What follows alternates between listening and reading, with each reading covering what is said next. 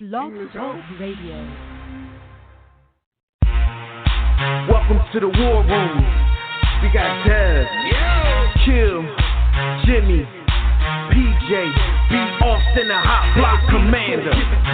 How you wanna end a 1 or 2 hour show to keep the brain running with the premise of talk sports on a national level? Bold with the topic, sorta like the rebels when it's game time. They like the Fab Five during prime time. Sports conglomerates speak their minds a little bit.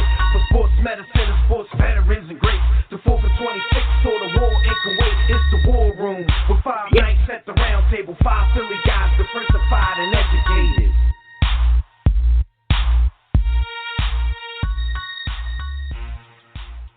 What's good, War Room family? You are once again live in the War Room, brought to you by War Room Sports on the War Room Sports Podcast Network. I'm one of your hosts. I'm the boy Dev McMillan. I'm at the round table with my bros. We got Jimmy the Blueprint. We got B. Austin. We all in the building. It's time to go. So, fellas, there was an unexpected retirement in the NFL that has everybody talking about knowing when to say when.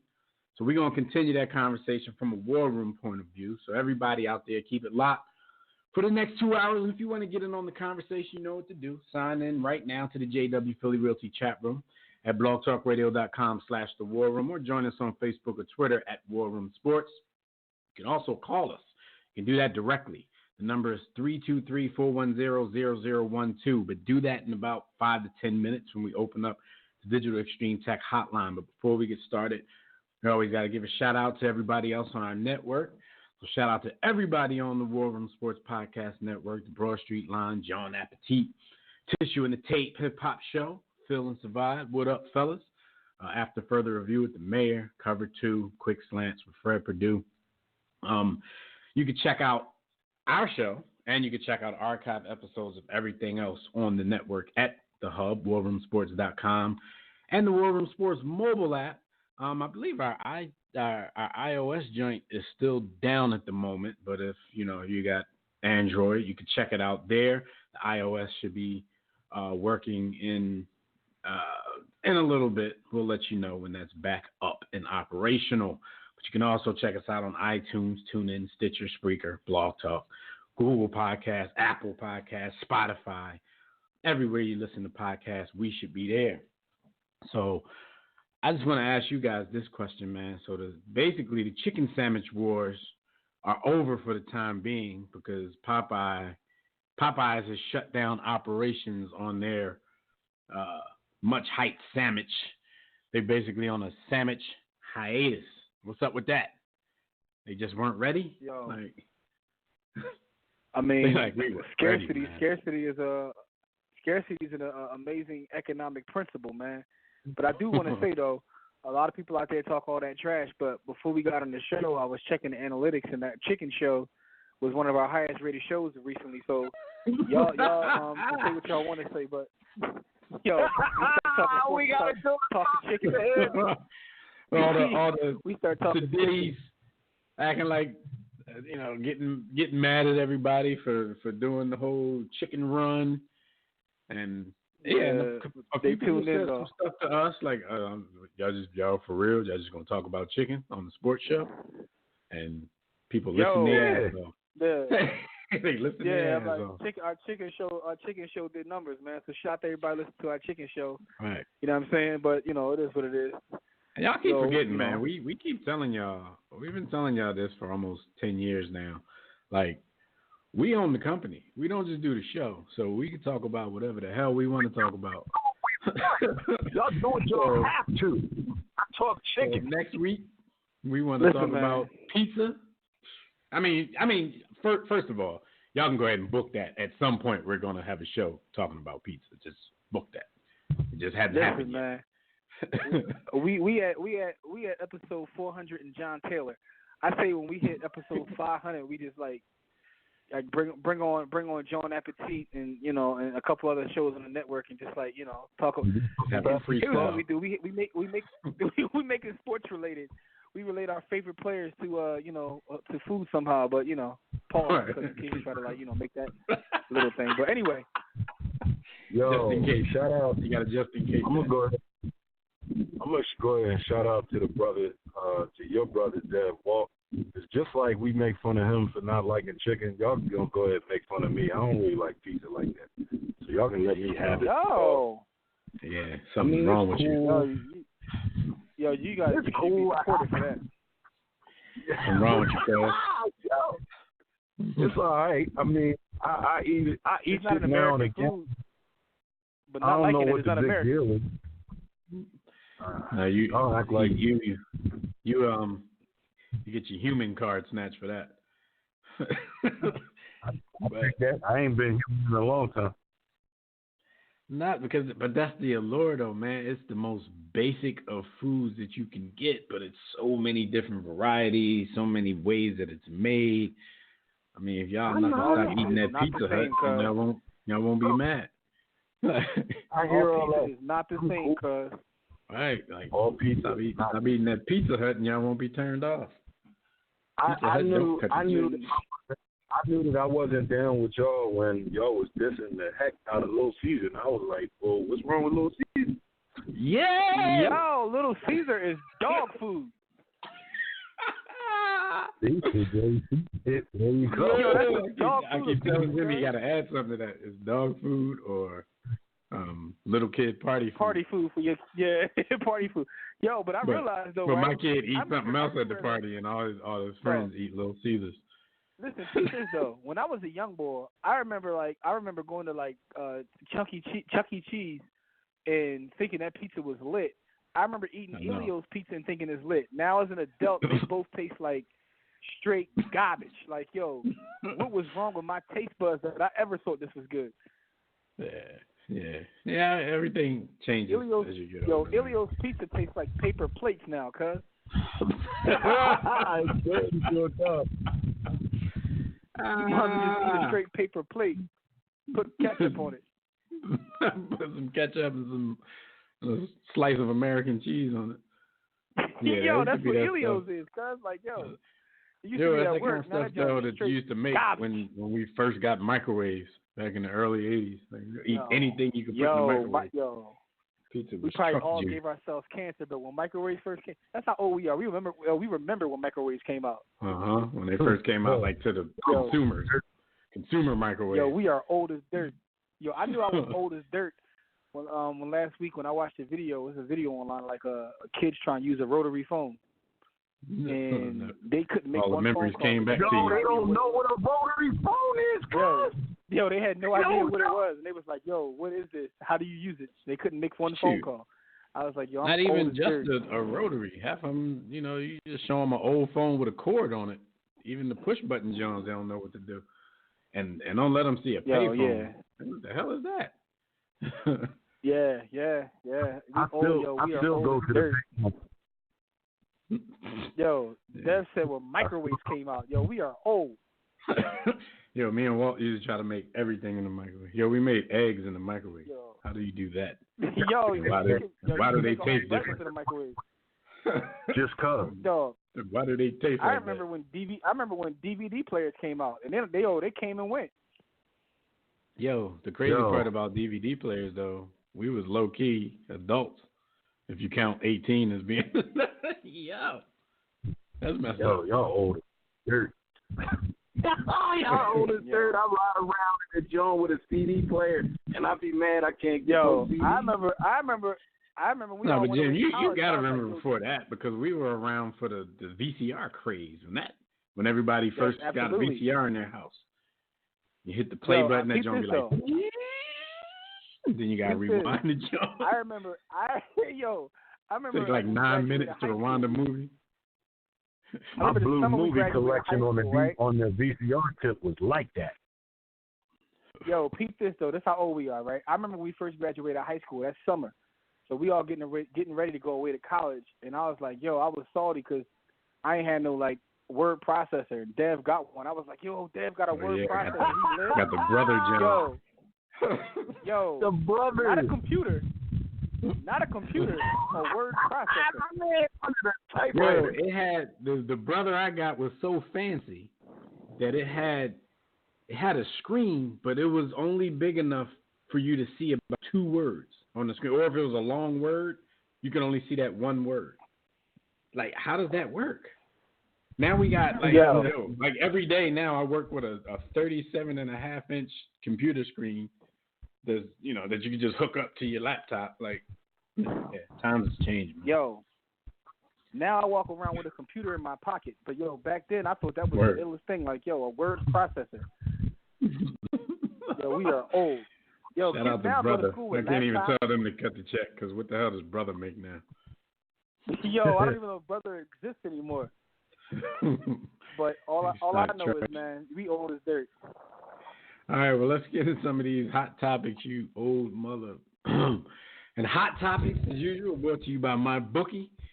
War Room, real quick, let's talk about how much cash you can make betting on sports at MyBookie. College football is back with a full slate of games this weekend, and the NFL right around the corner. So if you still haven't tried MyBookie, you need to get on it right away. Pizzles. Lay down some cash on the biggest games in sports. Join us and thousands of other online players placing bets at mybookie.ag. You guys are tired of getting a runaround from those other services when it's time to get your money. That's why we urge you to try MyBookie. You win, they pay, no hassles. You ain't got to grip nobody up. You ain't got to do none of that. You're basically wasting your time betting anywhere else. They even have in-game live betting, so you can place wagers after the game start. So join now. MyBookie will match your first deposit up to $1,000. Just use the promo code WARROOM, all caps, WARROOM, for those who can't spell. That'll activate the offer. Visit mybookie.ag today. Play, win, get paid. That's it. All right. Speaking of old stuff, old news, Kobe and Shaq are at it again, or are they? Kobe Bryant was in an interview this week with, who was he interviewing with? Patrick Bet-David. It was actually earlier this month in Las Vegas at the 10th annual PHP Agency Convention, whatever the hell that is.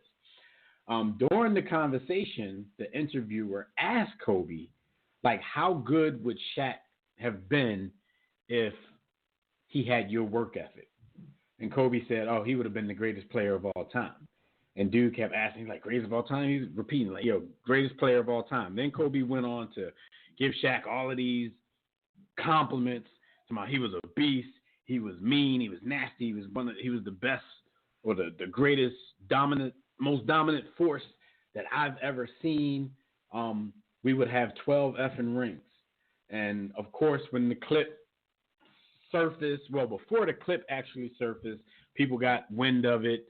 A lot of the stories I saw kind of changed the words up a little bit, saying that using words like if Shaq was in shape, using words like if Shaq wasn't so lazy, which was never said by the interviewer or Kobe. But, of course, when it got out on social media, Shaq fired back at Kobe. It said, Lakers 24 ever. Said he'd be the greatest of all time, and I would have had 12 effing rings, Kobe, on if Shaq had his work ethic. Shaq replied to that, said you would have had 12 if you passed the ball more, especially in the finals against the Pistons. #facts. And then Shaq followed up by saying you don't get statues by not working hard. What's y'all thought on this? Funny? Shaq actually fell for the banana in the tailpipe. So we are aware of, and here's the problem. Kobe has actually said this many times, many years ago, and when he said it, he was in a contentious relationship with Shaq. Like they were kind of not beefing, but they weren't cool at all. This time, I think Kobe went out of his way to be positive and complimentary of Shaq, but still tell the truth. Like he still was telling the truth. Oh, he's the greatest big man and this, that, and the third, and he was a beast, a monster. But if I keep it real, he would have been the greatest ever if he had the work ethic. I think Kobe was just trying to tell the truth. Like it wasn't a shot at Shaq, and he went out of his way for it to be known that it wasn't a shot at Shaq. But people remember, some of us remember that they used to beef over this, and that was one of Kobe's go-to dishes of Shaq, which wasn't really Back then, he definitely used to call him lazy, though. He used to call him lazy. Like all of those words that they dredged up, He used to say that kind of stuff. But I don't think, if you remember, not this year, but last year, prior to the All-Star game, they had that big sit-down on NBA TV. And the same stuff that Kobe tells Shaq to his face all the time. So it's nothing. And then it kind of ended on, well, let Jimmy get his 2 cents in. These were his guys. This was his squad. Shaq is like a little kid, so he got to respond on social media. Instead of reading the whole thing, he listened to the trolls and went right at dude's neck. Like, Shaq, come on, man. Banana in the tailpipe. But what Shaq said could be construed as lighthearted as well. But these dudes, y'all know how people, how polarizing Kobe is. So people who hate Kobe really took it as an opportunity to be like, and really say mean stuff, while Shaq probably was halfway joking when he said it, with a little bit of truth to it. Yo, listen, man. All I can say is this. I'm actually tired of this. Like this is all this is whack to me. First of all, I thought it was interesting that Patrick Bet David was interviewing Kobe because I actually subscribe to his channel and watch a lot of his videos where he interviews like Nigerian scam artists and ex-mobsters who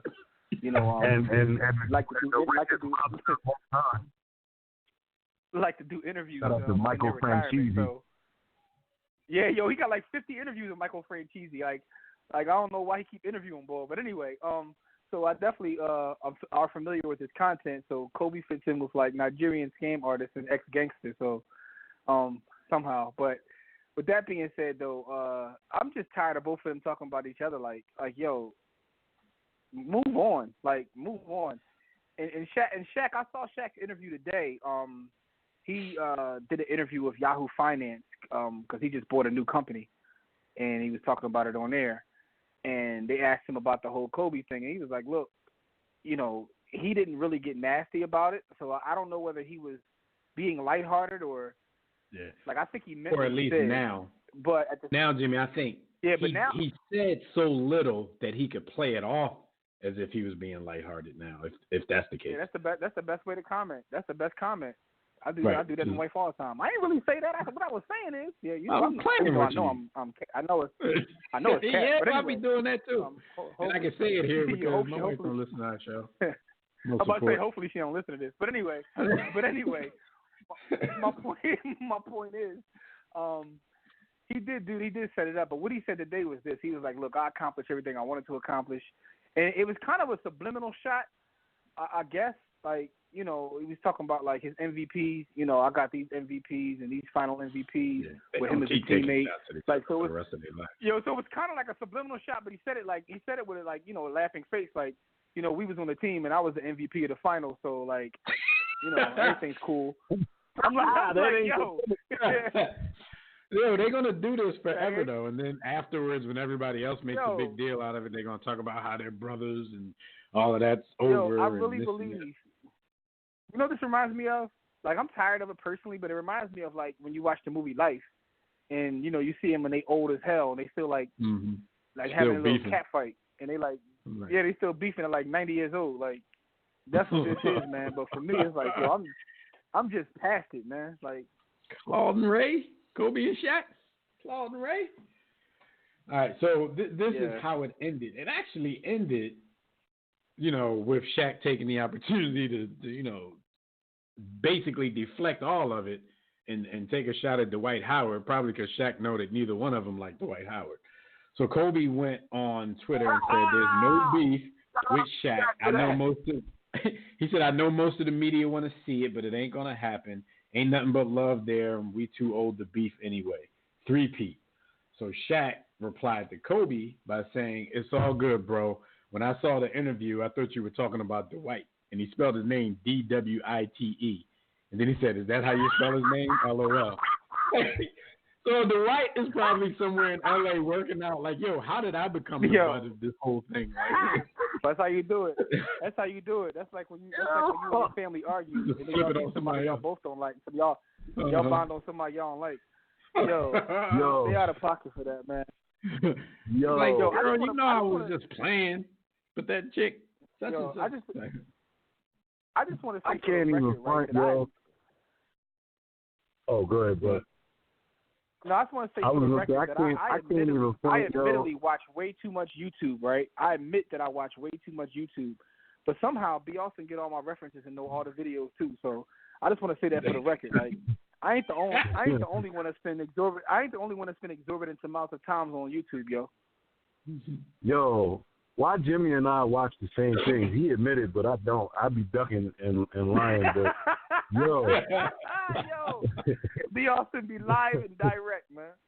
But he be playing himself though. He be playing himself because he be laughing too hard at the stuff you say. The laugh that only a dude who know exactly what you're talking about. Exactly. Exactly.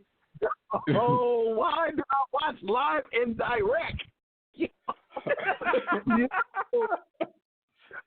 Yo, Dad, Jimmy be having me watching the most ignorant of ignorance on YouTube, man. I don't even the funny thing about it is we don't even talk about it, so it's not like I have you watching it. We must just like the same thing, so the algorithm is be sending us the same videos. Because yo, you check all the live and direct. At least I admit it though. I can admit it.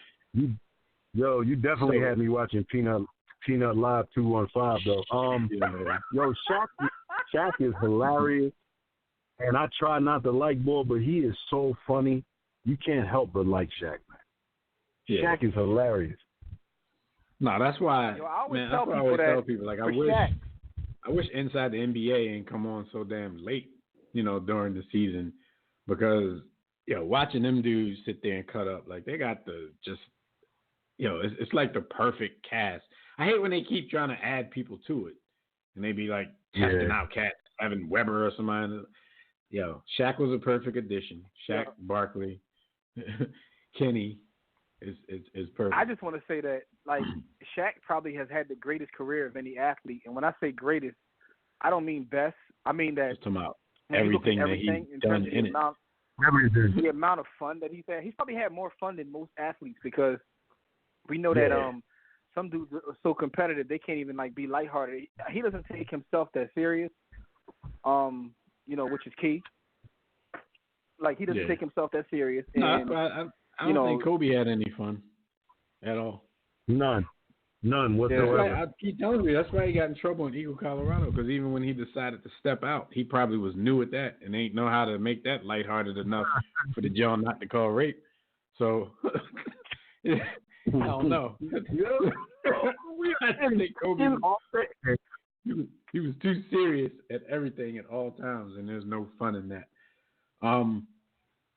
We got wind of some news yesterday that Big Three MVP and former NBA All-Star, I think he was a 7-time All-Star, Joe Johnson was set to work out with the 76ers earlier today. So I don't know if he's still in Philadelphia, but he was in Philadelphia today to work out with the Sixers along with Spencer Hawes, former Sixer Spencer Hawes.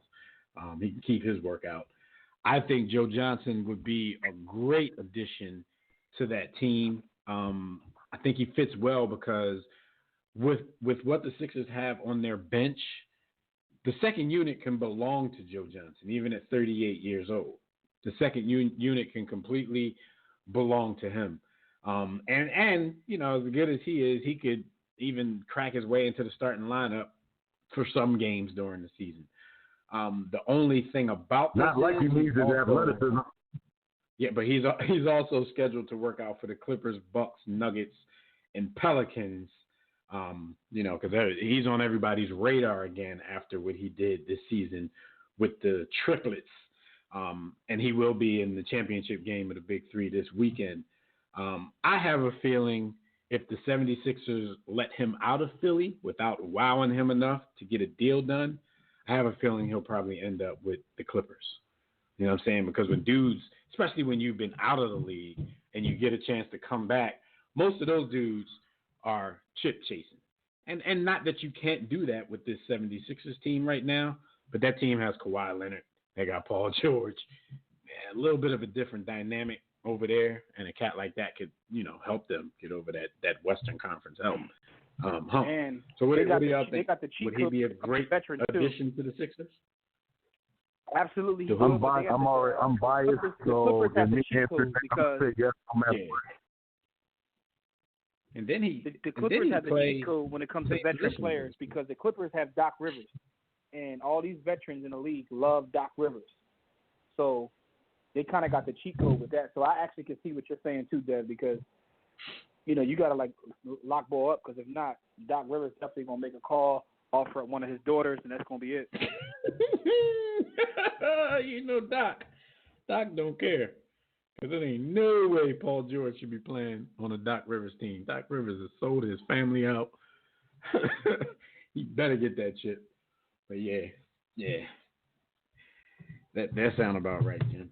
All right, so So B, you said you would love that addition on the Sixers?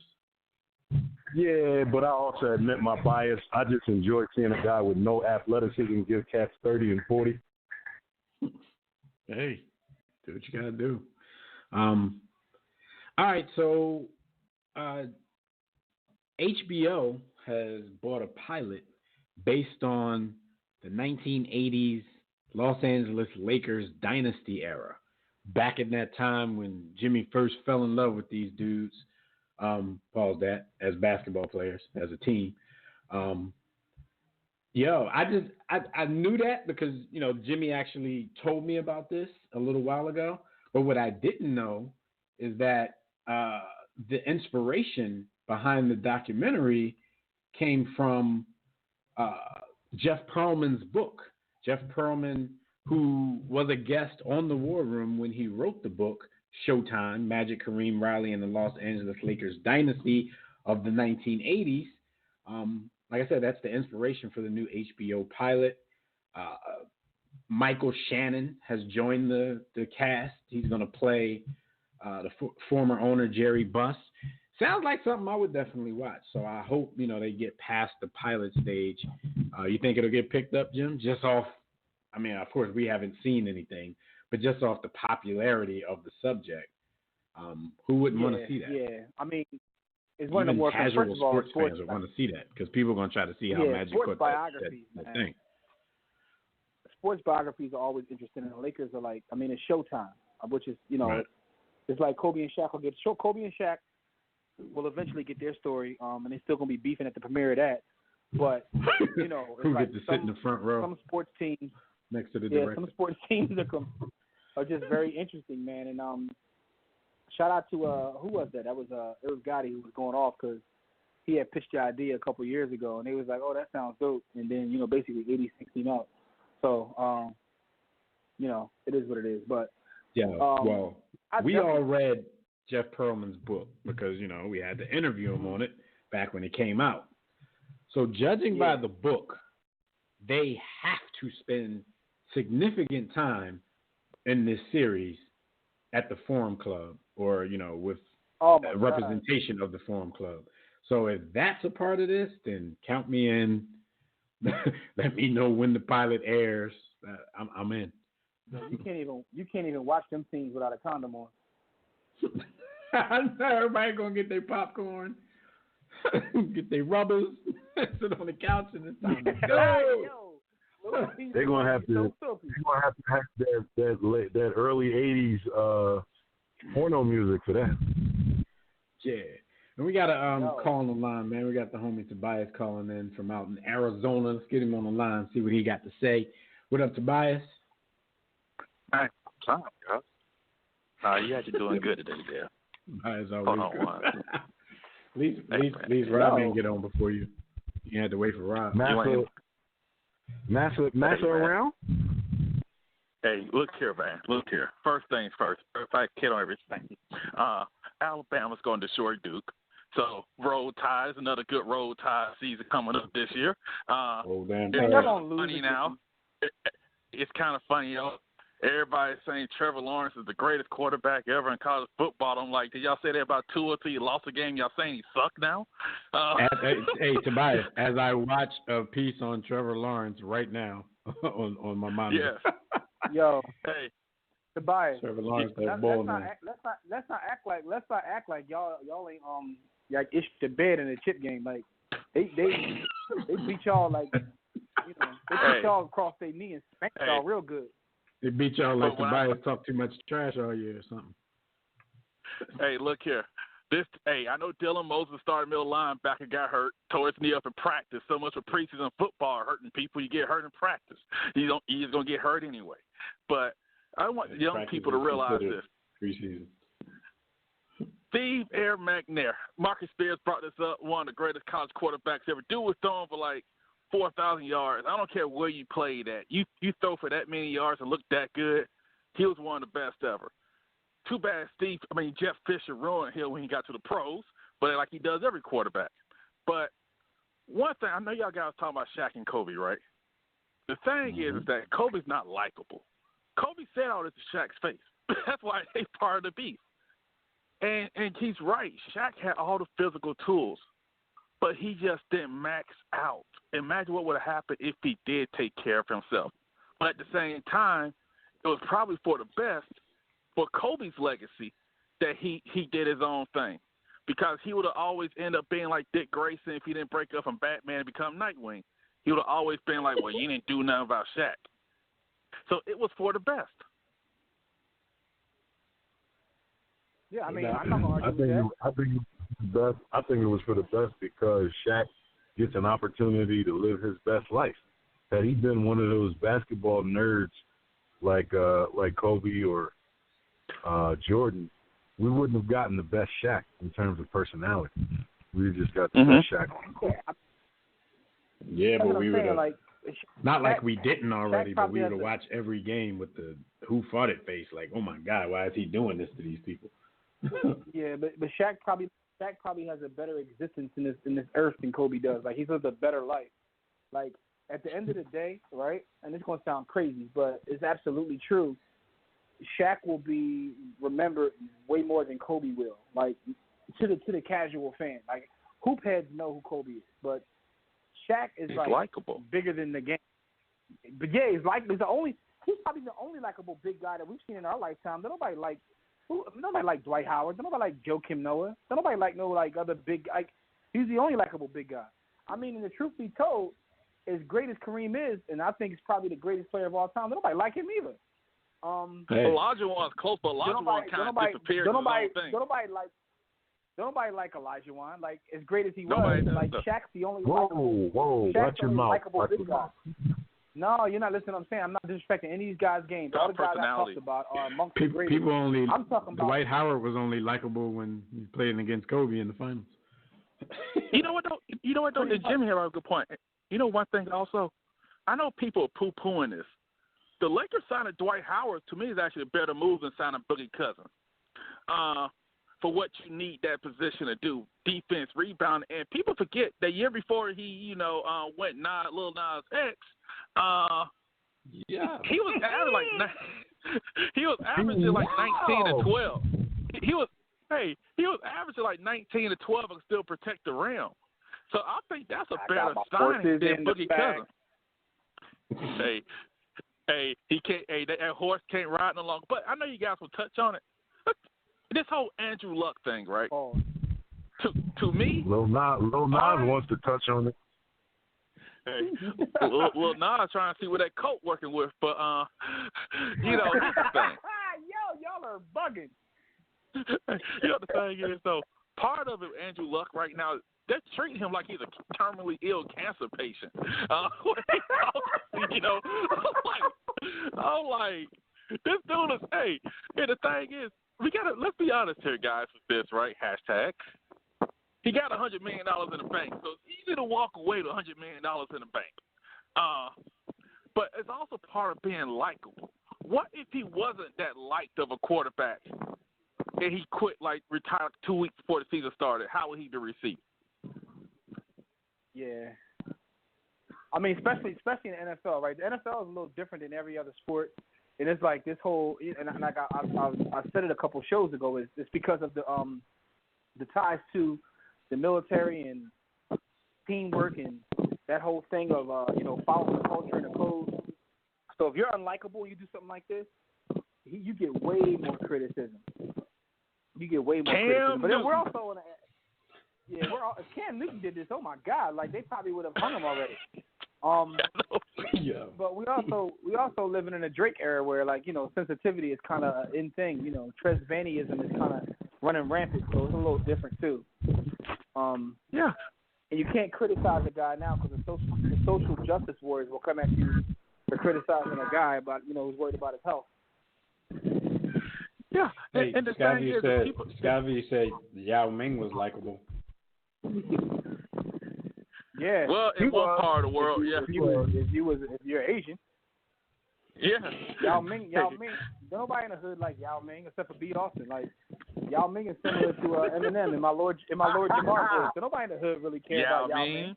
Like I've never been to a playground in the hood where somebody got a Yao Ming jersey on. It just don't happen. Yeah. He also said we were tripping because Shaq was completely unstoppable. The only person that owned him was Tim Duncan. I think you said two wrong things in one sentence because Tim Duncan couldn't do nothing with Shaq. If people would stop Tim Duncan was so afraid of Shaq that he moved the power forward.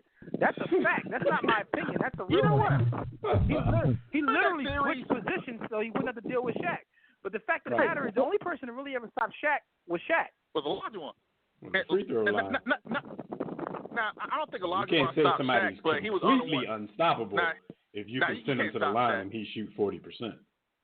You get the problem is like I say, the one person that stopped Shaq is Shaq. Mm-hmm. But y'all talking about like these quarterbacks, and see the thing is also a luck. It just shows like I wasn't never the biggest fan like that with him. But at the same time, they did do a horrible job with the offensive line. Because I've always been like, hey, you ain't lying. But here's the thing. But I always say team building. If you get this guy you think is a quarterback, you got to invest in the offensive lines, defensive lines, and running games to protect your guy in that investment. But if you don't do that, you'll get beat up. If you get you a good quarterback, you got to invest in every other part of the game. Like you said, you got to invest in the offensive line, defensive line, wide receivers, quarterbacks, running back. Like Actually,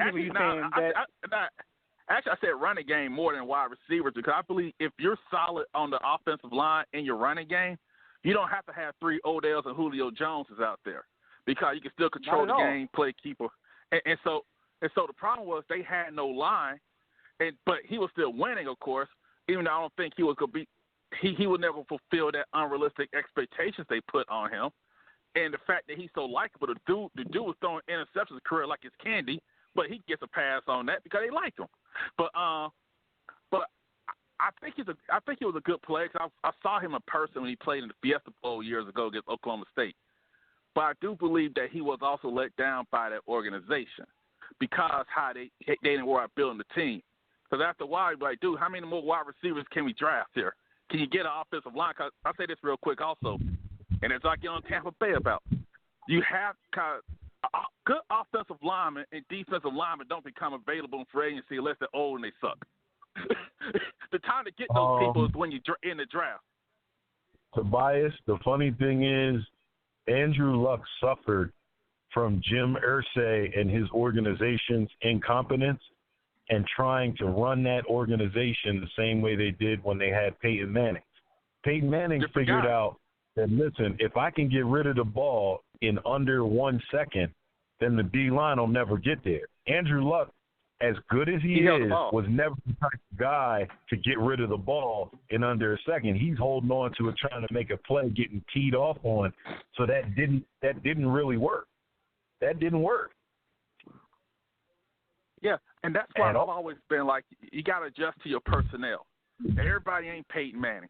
If Andrew Luck, he does hold the ball. So, hey, let's make sure we get a good offensive line. We invest. And it takes years to invest in the offensive line also.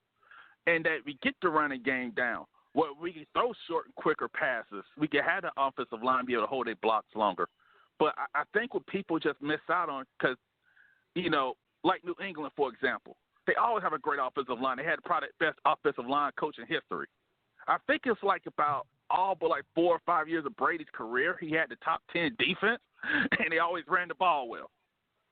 So look at how they built that team, and they built it based on his skills that get the ball out, stuff like that. But with Luck, they should have built the team like with his skill set.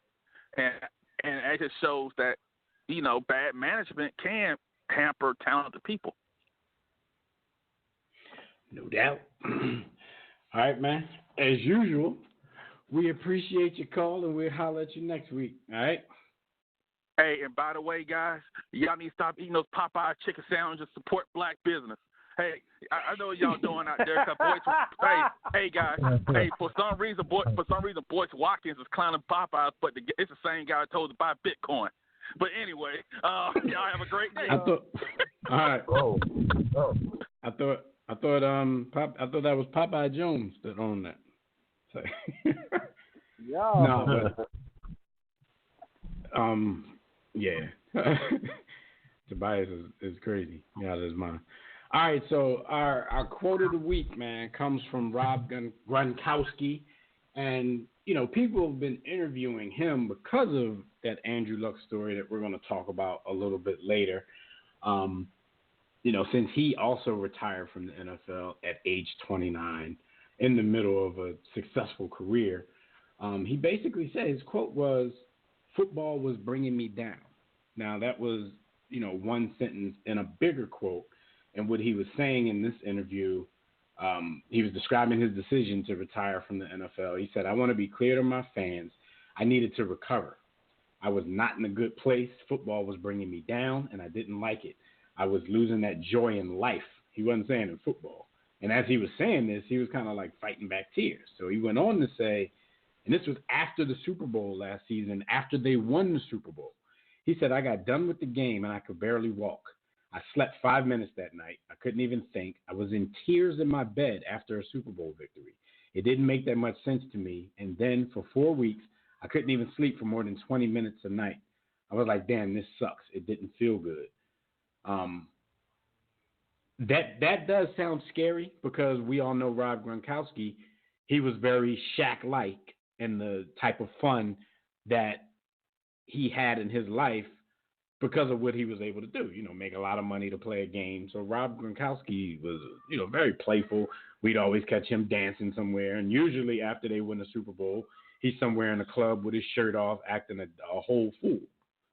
But for Rob Gronkowski, after a Super Bowl win, to be holed up in his room crying, big 6'6", 250-pound ball sitting in his room crying after a Super Bowl win, and it wasn't tears of joy. That's kind of scary, man. If your occupation is draining the life out of you like that. He needed a tender chicken hawk or two to take care of him after a bowl. That's all. Right. But I did watch the actual. You probably had one, Jimmy. He probably was balled up next to her in the bed crying, and she was like, "You still paying me or what?" It was at his. He was selling CBD oil, which is interesting because he's talking about his CBD oil and then gets into a whole spiel about how sad he is and all that. So I did see it. I saw him choke up and all that. But then right after that, he said, "I might be back in a month, 2 months, 3 months. I don't know, but it all depends upon how I feel." He definitely left the door open, and that's the thing. He messing with something that could get him back in good physical feeling. So that might be his thing. Take a couple of years off, get your CB, get your oil on. But he definitely left the door open. So I kind of think that there's a good chance that we're going to see Rob Gronkowski back in the fold at some point. The question is, is this a bigger trend going on when you see what happened with him, Andrew Luck? What's the other receiver that called it quits and was like, "Yo, I'm just done"? Calvin Johnson. Doug Baldwin. Oh, you're talking about? I'm talking about more recent. Recently. Yeah, I think Doug Baldwin was like, "Yo," Baldwin Hills was like, "Yo, I'm out too. I'm done with this." Which is interesting because I think Doug Baldwin and Andrew Luck were teammates, but both of at college, I mean. But cats are just like, yo, with the information out there and cats being able to express themselves and being their feeling, because Tresvanianism. No doubt. Because when we talk about the whole Andrew Luck saga, we're gonna get into that bigger picture of today's athletes and the control that they're taking over their lives. Now, we're not even going to just say careers, because at this point, it's the control they're taking over their lives. And then there's another story that we'll bring up right after that kind of shows you why. so yeah, we'll definitely get to that. How much stat of the week? Go ahead. I'm about to say real quick. How much of Rob Gronkowski's spiel do you think was genuine, and how much was to hawk his cannabis oil? Well, I don't know. first off- I mean, First off, it could be an attempt to get it legalized in the NFL. Because if he says I was feeling this bad, and then leaves the door for it to come back, and he comes back acting like he feels all great, NFL gonna have to sit there and think about that. You well, know first what I off, mean? CBD oil. I don't know about his particular oil, but CBD oil for the most part is made from hemp, and some of it doesn't even have what's the marijuana thing? Is it called There's no THC? THC in it. Not. Yeah, There's yeah. no So THC. it's not really. It's not. Yeah. So So it's this not might really, not be people, banned. Well, No, no, it is. that's It the is thing. banned. So It is banned. it is banned. But it's not. But the reason that people are like advocating for it is because people like if you do the actual research, it's really not marijuana. It's made from hemp. I'm pretty. You know, the crazy thing is, I'm pretty so sure Rob it's- Gronkowski smokes a blunt every day anyway. But absolutely, absolutely. Positive. There's no way he don't smoke a bag of Reggie every day. But oh, you know, man. that's a whole bag of Reggie. But that's neither here nor there, man. All I'm saying is, be awesome. That's a great point, though. I didn't think about that because fact of the matter is I didn't know that Rob Gronkowski had a CBD business until this made all the news media. So that could have been some fire marketing. Let me get these tears off. Somebody I'm told him feeling- make sure you cry. So I didn't even think Make about sure. that part. Yo, everything is marketed, man. Everything The is rollout. marketing. Always be Yo, marketing. it's the rollout. The rollout, man. We roll out the CBD with some tears. ABC. Always be closing. He just closed us. Everybody went out and bought some. Damn, how about that? And then didn't realize what he was really selling. All right, so the stat of the week, since we're talking about players who are gone, and Andrew Luck is the biggest name in the news this week. Like I said, we're going to talk about him a little bit later, but we're going to leave you with this. In 6 seasons, Andrew Luck played in 86 games. He started 86 games. His win-loss record, 53 wins, 33 losses, 60.8% completion rate, 23,671 yards, 171 touchdowns to 83 interceptions, and 89.5 overall quarterback rating. He did that in 6 years, and the craziest part about this is because he's retiring after 6 seasons, the biggest question that we've heard all week is Andrew Luck a bust? I'm like, wow. No, I think we've. it depends upon how you define a bust, right? So I was just about to say, it kind of think- depends on your perspective of it, but These dudes, and by these dudes I mean Brady, Drew Brees, the boy that pulled his Peter out, played for the Jets and played in Green Bay. Yeah, him. And Rob and Peyton, they all have skewed the age for quarterbacks. So now the expectation, and Ben and Big and Raplesberger, like those guys have and us Vinny all. Testaverde. yeah, but I don't think they skewed it. Yo, 6 years is a short time because It is. What great quarterback played 6 years? Everybody played at least a dime. Yo, Vinny played much more than a dime. Yo, Vinny played so Yeah. long, and he Yeah, but retired, and his son came right into the league. Right after Vinny me. Testaverde Jr. is in the league now. Yo, 6 years is like no time though. Like for pause any position. For Like a QB. that's just a short period of time. Yeah, 6 years is like a running back prime. Yo, I mean, that's- even that's- that running back that's is the- going to isn't that- play that's- more than 6 years, but for a great Francis running back, it's like, MH. he was the man for a good 6 years. So a quarterback prime is much longer than that. But like I said, we're going to get into that, though. This dude has some brutal I would injuries. argue that most quarterbacks don't even hit their prime till like their 7th year. Right. Right. It's a decent argument. All right, so so that's the quote of the week and the stat of the week. It all revolves around the same thing, basically to set up the second half of our show. But right now, Jimmy's going to let us know what happened while y'all were on the grind right after I tell you that you can check out our website at any time at warroomsports.com. Just make sure you take your time to look around when you're there. And if you got anything you want to holler at us about, if you want to be a part of the network, if you're thinking about sponsorship, advertising, or anything like that on our site, our show, or any of our network shows, hit us by email, info@warroomsports.com. Buy you some memorabilia. Subscribe to our iTunes podcast. Watch our webcasts on War Room Sports TV. All of that good stuff. If you want to talk to us this evening while we're on the air, you can join the JW Philly Realty chat room right now. That's blogtalkradio.com/the War Room. If you want to enter it, just sign up for a free profile on Blog Talk. If you don't want to do that, you can sign up to your Facebook and Twitter accounts. Make sure you click follow because that'll give you updates and reminders about what's going on the show, when we schedule a new episode, when we're going to be on the air, if it's a special time, all that kind of stuff. But if you want to call in and speak with us directly, the Digital Extreme Technologies hotline will be reopened right after while y'all were on the grind. That number is 323-410-0012. Press 1 when prompted, but if you're already listening from your phone, just press 1 if you want to talk. What's the dealio? While y'all were on the grind is brought to you by Sports the Book. If you're tired of reading the same old sports books with imaginary starting lineups, all sort of subjective garbage, what you want to do is pick up Sports the Book, which you can do at sportsthebook.com or warroomsports.com. It's the greatest sports book ever written, and if you disagree, your mom. Now, with that being said, it's time to talk about what happened. You're like the lady in the parking lot. Nah. Your mom. Yo, that video was like the craziest.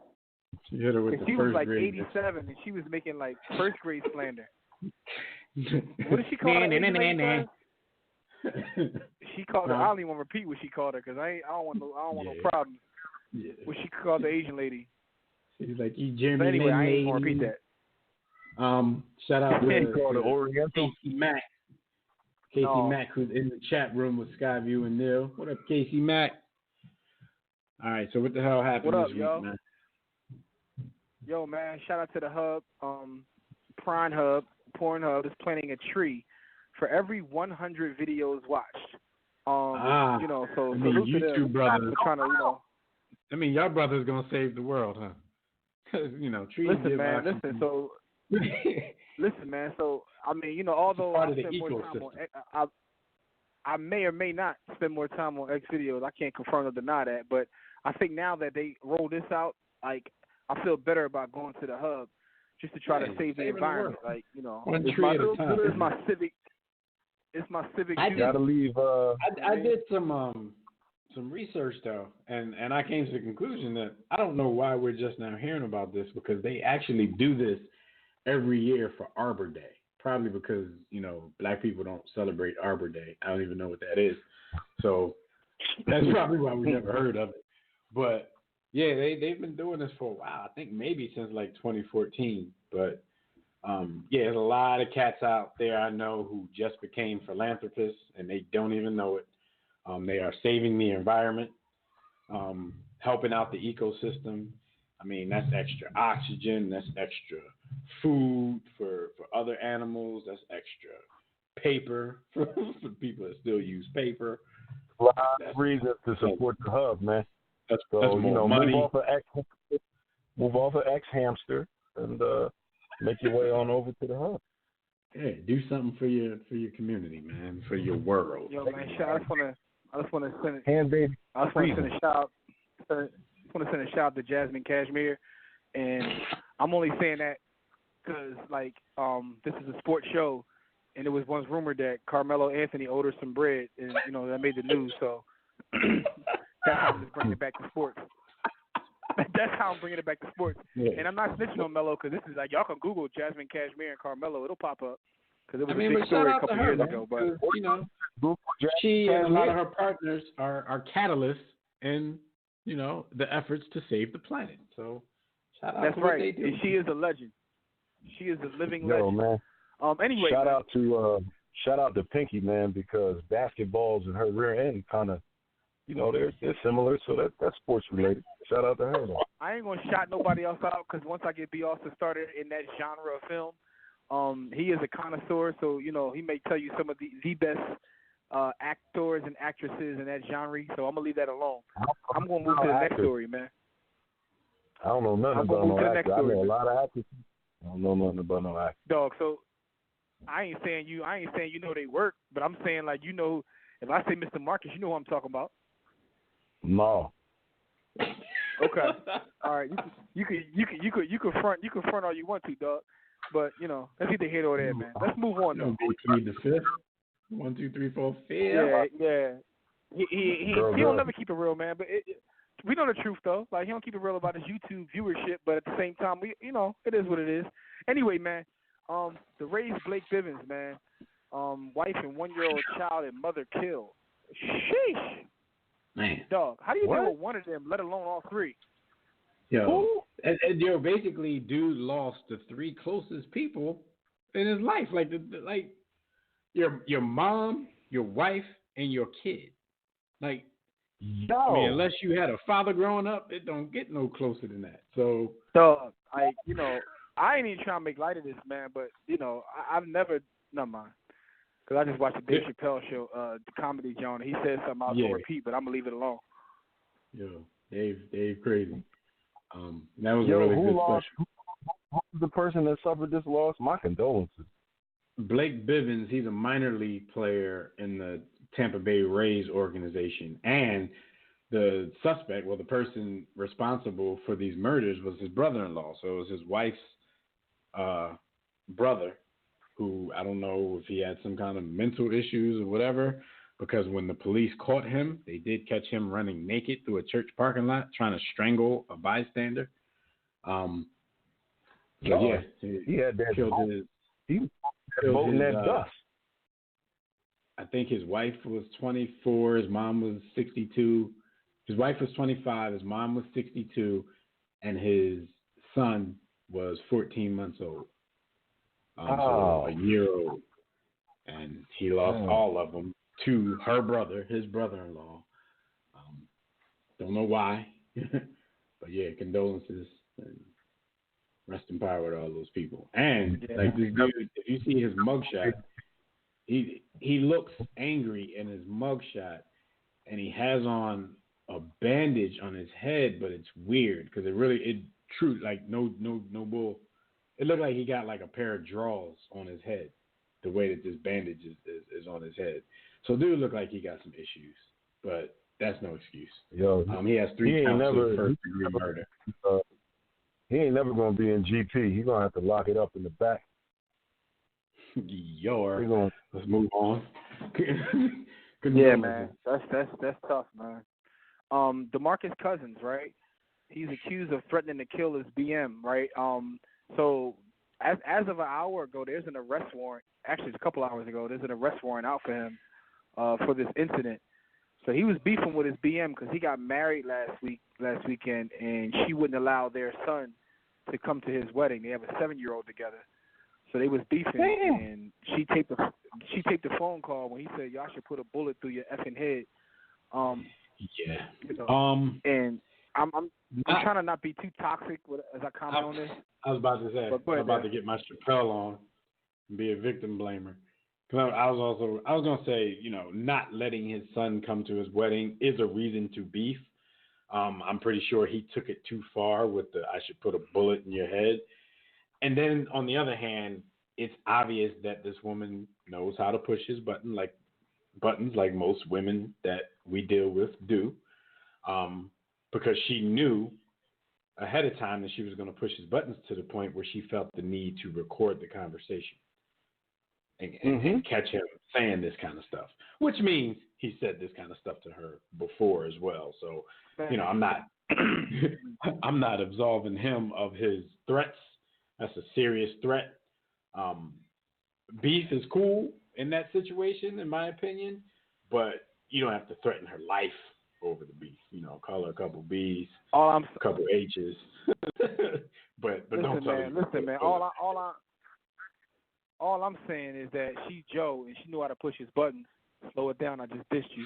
But at the end of the day, right, where I come from, man, like where I come from, man, like this is a regular argument, and I'm not justifying his behavior at all. But I think that there's like some people are culturally clueless and they'll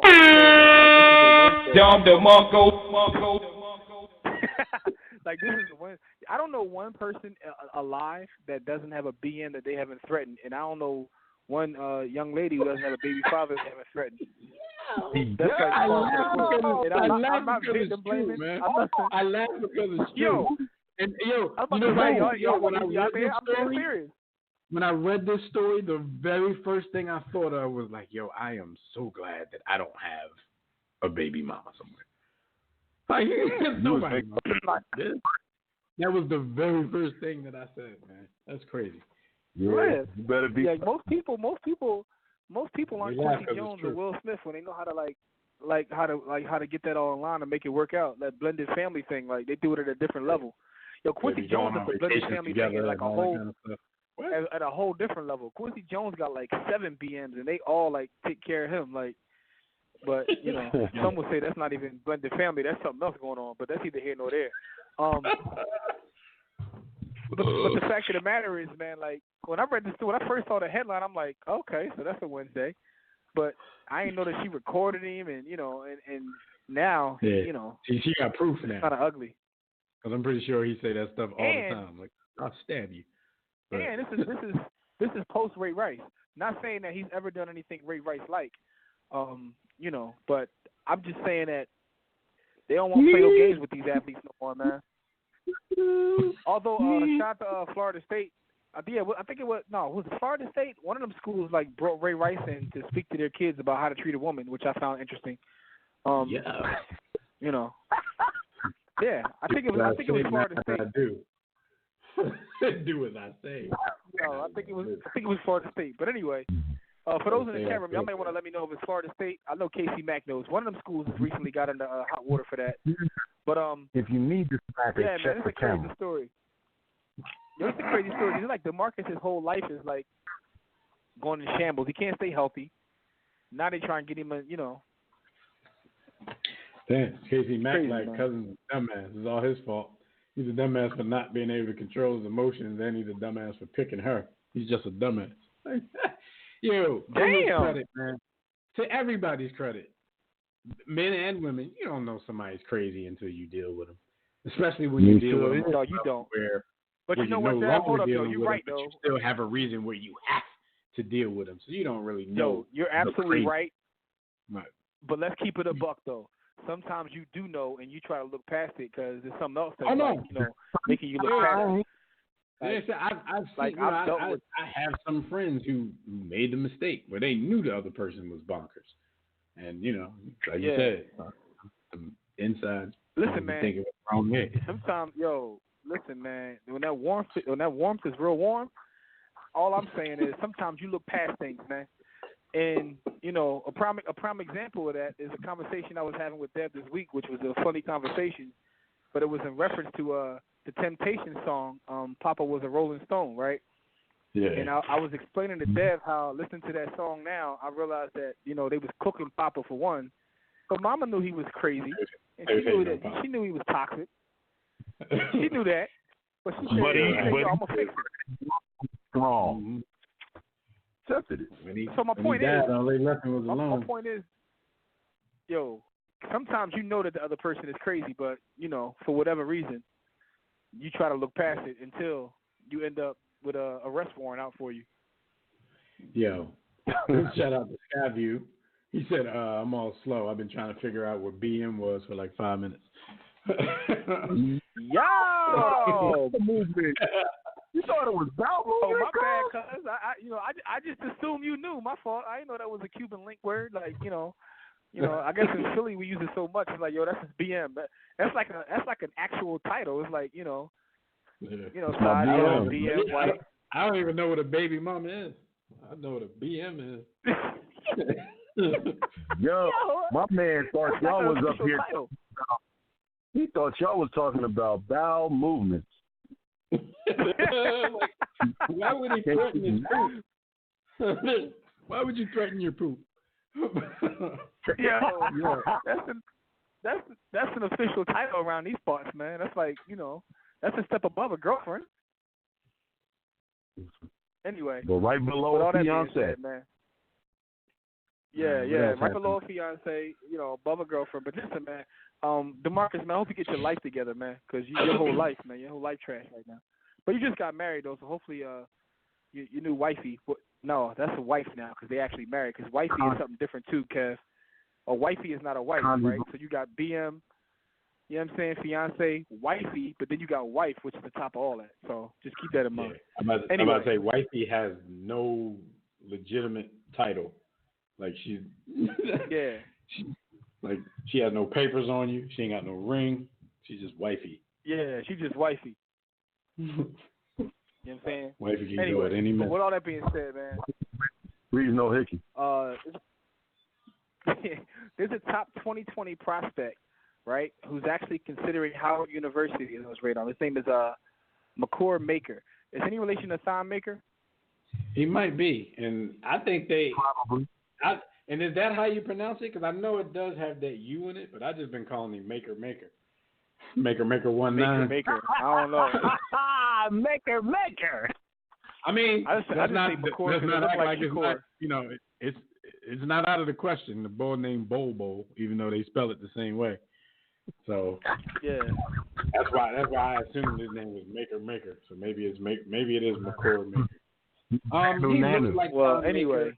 He's 6'11". Nanu. He has the same game as Thon. It's probably Thon Maker trying to reclassify in a way nobody's ever reclassified. Because we know Thon had already lied about his age to begin with. This might be Thon Maker. Because if you look at his pictures, he looks just like the dude. He's same build, same game. Probably Thon Maker trying to fool the system again. He already got away with it one time.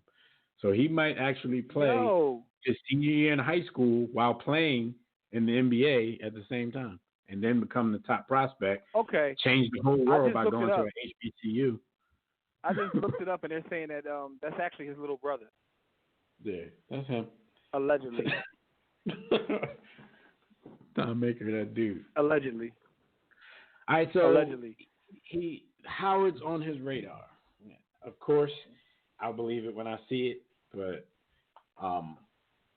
you wait for the big prospect to do something like that, and kind of it's a copycat world we live in. So like we always say, like it takes one. It might be a slow flow even if one does it, but some people will copy. Like somebody has to have the heart. You're like 20 years removed, but the best opportunity for this would have been if the Fab Five did. That would have changed everything. Like the momentum and everything they had, that would have changed everything. If they would have, because according to Jalen's book, they considered it. Howard wouldn't have got them that Nike contract. They'd have been rocking. Well, also it wasn't even about Nike. Rest in peace to Big Money Ed. Big Money Ed made sure they came. He made. Big Money Ed was like, I'm not happy. Chris Webber still denying it for some reason, but. And Howard would have been like, we can't afford enough thread to make y'all shorts that big. So Howard would have messed it up. But no, shout out to Alma Mater for even being on the radar. There's a lot about schools like that can turn a prospect off. One being Howard hasn't made the NCAA tournament since 1992, before I was even affiliated with the school. But it depends on the type of person you are. Like if you're the type of cat who has that undying confidence, like, man, then something like that might encourage you. Like, oh, I'm going to go change this. I'm going to go make history at this place. Come on, Maker. You need Amani Bates type confidence. You need Amani Bates type confidence. Amani Bates got more confidence than any ball player I've ever seen, including Mike and Kobe. You need that kind of confidence. Amani Bates might play for community college. Amani Bates might be like, look, I'll play for anybody. Because he thinks he's like, he's God gifted this world. He might, dog. He'd be like, I don't just want to play here. Like, I'm playing for, I'm playing for CCP. I'm going to give y'all all a B. And I'm still going to the Monty league. Bates Number like, one yo, pick. I'm going to the league and I'm going to go play for Cheney. Like, let's go. Let's do this. Yeah, so, yeah, I would love to see it. You know what I mean? So, let's go do that. Go get in the MEAC and tear it up. Like I said, there's a few things that could turn them off. Howard's leading scorer just transferred to UConn. So, you know, his best help would have been gone. Yeah, dude was a baller, but he wasn't sticking around for no Bulls. He's like, I'm going to UConn. Like, no, that happens though. When Howard does get a stud, they always just use it as a springboard. They stay for 18 months and they gone. Right. Shout out to the homie X. Yeah. Remember X? B. He transferred to Boston College. I'm out of here. So yeah, whenever Howard does get anybody, you know, they just use it as a all the springboard. tender chicken hawks that are available to you anyway. The crazy part though, Jim, these dudes leave and then they just become one of the guys at these other teams. Your best guy for the league still might have been tearing up the MEAC. You know what I mean? It's not like it's impossible. Yeah, true. Because now, if you transfer to UConn or you transfer to Boston College and you become the man for them, that's a whole different story. But if you transfer and you know you're just one of the homies, you playing yourself. Yeah. It's like when you think you're smart. It's like when you think you're smart and then you get to like college or something and you meet people. I don't want to say nothing too toxic here, so I'm just going to say you meet people from different cultures, and they have different studying habits, and you be like, oh, okay, that's what y'all do. Jimmy, you talking about the Oriental? You talking about you meet the Oriental? Whoa! Those are the thoughts and opinions of B. Austin, not myself. All I can say is when I got to Central, I thought I was smart, and I remember, like, you know, our top, 10 students in our class, and there was only, one black girl. Shout out to Tamika. Everybody else, you know. The GPA be like 5.0 out of a 4.0. No. They do that. We got breaking news from out of Linkerland. Y'all, man, Lonzo Ball has released a diss track against the Los Angeles Lakers. I just got the news. I haven't heard the track, but I will be looking for it to see what kind of stuff he says about. This is exactly why. Hope the Ball family to the future, cuz. I need them not to make it to the future, man. Come on, man. Shout out to Aaron Jackson, our favorite comedian. Yo, by him doing this, he kind of proves their point. Like, yo, you gotta go. Yo, exactly. And because he's so quiet and he don't make a lot of noise, you kind of like, I was like, damn, you don't really seem like he's that bad. I mean, him and the young boy shoots a lot, 6'9", shoots a lot, light skin. I mean, they kind of corny in a young boy way, but they not too bad. No, fam, you can't be coming out with diss tracks against your old come on, man. What world am I in, cuz? Yo, I don't belong here, man. Like, the single is called Last Days. But y'all also got to realize before we even look it up, you also got to realize the power of the media. Because right now, all I'm finding on social media is one quote. So he might have said 7 words about the Lakers, and they're going to call it a diss track. But we'll see. It's called Last Days, and the quote that I see says, "You know I'm all about business. LA is going to regret their decision." That don't even rhyme, so hopefully it has some more in there.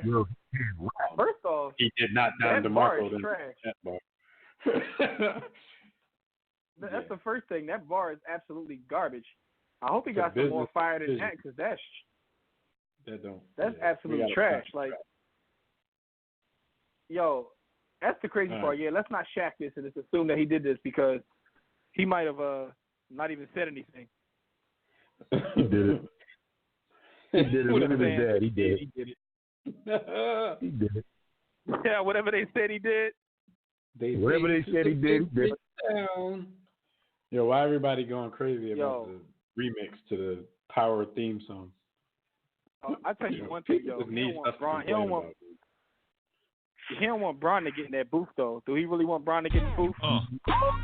Roll with us, cause you know we got it. Roll with us, cause you know we got it. It's a damn shame that you ever doubted. Come roll with us, cause you know we got it.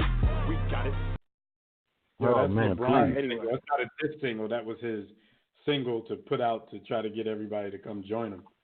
that was LeBron's call for help. That was him shining the bat light. They don't want Bron to get in that booth. Oh, yo, man.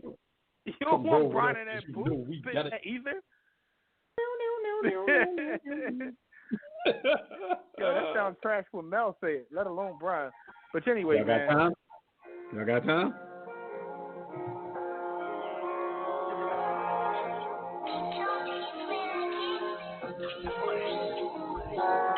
You know I'm all about business. LA is gonna regret that decision. Straight to the money, you know how we get it. We count up the cash and we add up the digits. Back on the handle, you know that we win it. Still got the city of black on my fitted. I love all my family, I love all my niggas. I'm shooting for us and I swear I'm not left for 12 is my profession. Hall of Fame is my confession. If the zoo, it was depressing, but don't think I ain't learned my lesson. She was bad, but I look back and now I think it was a blessing. Really fill me with aggression. I saw affection, get the message. Yeah, I got yours and still ain't hit you back. Only answer my phone if the call is from the text or a vet or your. We do not own the rights to this music. LeVar Ball does. Yo, he sounds mentally challenged. He sound retarded. We count up the cash and we add up the Yo, those are the thoughts to be off. Still got the city of black on my fitted. I love all my family, I love all my niggas. I'm shooting for us and I swear I'm not missing. Yeah, you know I'm all about business. LA is gonna regret that decision. Straight to the money, you know how we get it. We count up the cash and we add up the digits. Back on the handle, you know that we win it. Still got the city of black on my fitted. I love all my family, I love all my niggas. I'm shooting for us and I swear I'm not missing. Situations in my life that turn the boy to man. Don't worry, it's almost over. I hope so. I don't know what I heard. I don't even know what I was listening to. Yeah, that sounds poo-poo, cuz you can cut that off.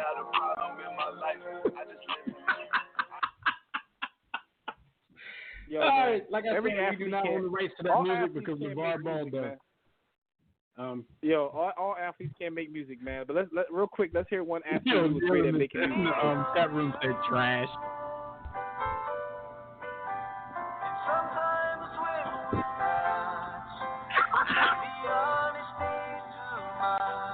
But you parked over the line.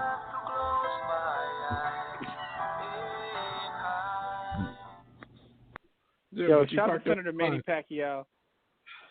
shout out to Senator Manny Pacquiao, man. Yo, your man is he's a boxing legend and a senator, and he dropped the R&B album. Like, come on, cuz. Scotty said, now I know how my parents felt when I started bumping Spoonie G. Oh, They're gonna regret what you the know about decision. Spoonie G? What you know about Spoonie G? Yo, real quick, so we got one more story that happened while you were on the grind, man. That's about Mateen Cleaves, man. Very he was story. acquitted on a sexual assault charge, right? After he got acquitted, the video came out of him committing sexual assault. So, you know, let's just say salute to that jury. Yeah. But all right. This is crazy because Jim, I know you saw the video. B, did you see the video? Yeah. I stayed away from it. This was crazy because he was at the Knights Inn Motel, September 15th. Some lady said she witnessed the struggle and testified during the trial. She said the woman looked at me and she said, help me, help me, help me. And I had the phone in my hand. I told her I'm on the phone right now calling the police. She said she looked Mateen Cleaves in the eyes. He didn't say one word. So it was like three different instances. Like first, the video shows her walking naked. You know, it's a motel, so when you come out of the door, like you're outside. So she's walking outside naked. He comes up behind her and pulls her back into the room. And then they said, you know, the next clip was 13 minutes later. She comes out again, and he runs up on her again she tries to fall to her knees so he can't pull her, and he grabs her by her waist and is pulling her back to the hotel. The optics of this video is crazy, and it happened one more time.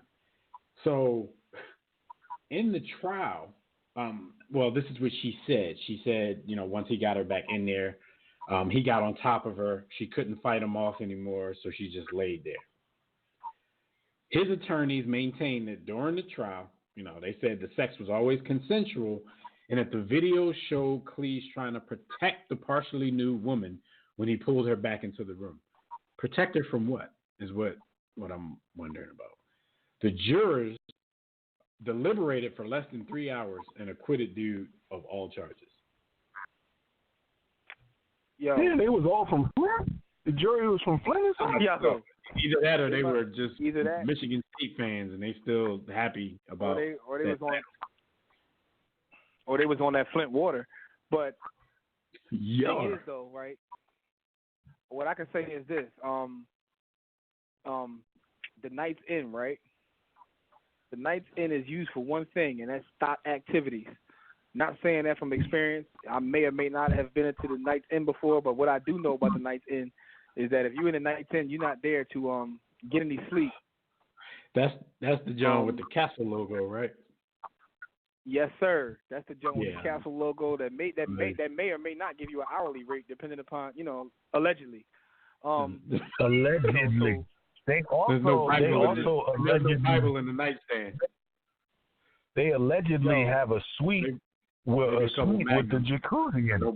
Not that I know from personal experience. I've just heard that they'll give you the top of the line jacuzzi suite. The only thing that happens there are scumbag activities, yo. Yes, sir. Yeah. It's called Twa. They call it the Twa suite. They call it the Twa suite, and it has mirrors in the ceiling. Allegedly. I've heard about it, beloved. Yo, it's nothing. It's used for nothing but scumbag and SOT activities. So maybe the jury was like, yo, maybe they was victim blaming. They like, yo, she did go to the Night's Inn. Like, if somebody invited you to the Night's Inn, it's not to sit and have dinner. I'm not saying I'm not victim blaming. I'm not victim blaming because I think he's disgusting. You don't go to the jury for anything other than to exercise your Biggie Smalls rhyme. So after I peed on it, they said the surveillance video was played in court but not allowed to be broadcast while the trial was going on. So the jury saw this video of this man dragging his naked woman back to his room 3 times at the Night Inn after she tried to escape 3 times. When I saw the video, I felt like he should be put to sleep. So I don't know how they came with 3 hours and was like, nah. The true meaning of jury of your peers. Who was on that joint? Mo Pete? Tom Izzo. Tom Izzo was a jury foreman. We toxic. Let's move on. All right, man. Yo, we definitely got to move on because I'm not trying to get canceled. What's wrong with y'all? Yo, all right, man. Give some birthday shout-outs, guys. Come on, Top Izzo. Just skate jury duty next time, man. Something's wrong with y'all. All right, man. So some quick birthday shout-outs, man. Yo, Mateen Cleese, you're despicable. You disgusting, dog. Yeah. I want to give a shout-out to the homie Carlos Delfino, who's 37 years old. David West, also of NBA fame, is 39 years old. Is David West going to be trying to grab another chip and get on somebody's team this year? My birthday. Shout out to them. I'm cool. Chris Sims turns 39 years old. Chris Sims is the worst quarterback that I've seen. Let me put it this way. He's the most opinionated, critical, broadcaster that I've seen for somebody who was like no good in their football career. I mean, I know you're paid to do a job, but he takes it overboard sometimes to not have been jack squat. But shout out to him on the 39th. He definitely believes that his opinion is more valuable than anyone else's in that room or on that mic. I mean, and it's probably because, like I said, I'm cool with somebody giving their opinion and being honest, being totally honest, being totally objective. But the way he comes across when he gives his opinions, he makes it seem like, you know, he knows because he was that good. I mean, you gotta frame it a different way because you weren't good. You know, just just be a talking head and say your piece, say your honest piece, but you know, don't try to make it seem like that's when you gotta be. You were nice. That's when you're supposed to be self-deprecating. Right, exactly. Do as I say, not as I do. But he got to be out there like, yeah, I wasn't really good at this in my career, but I can show you why he's making these mistakes. Do something. But Roy Oswalt turns 42.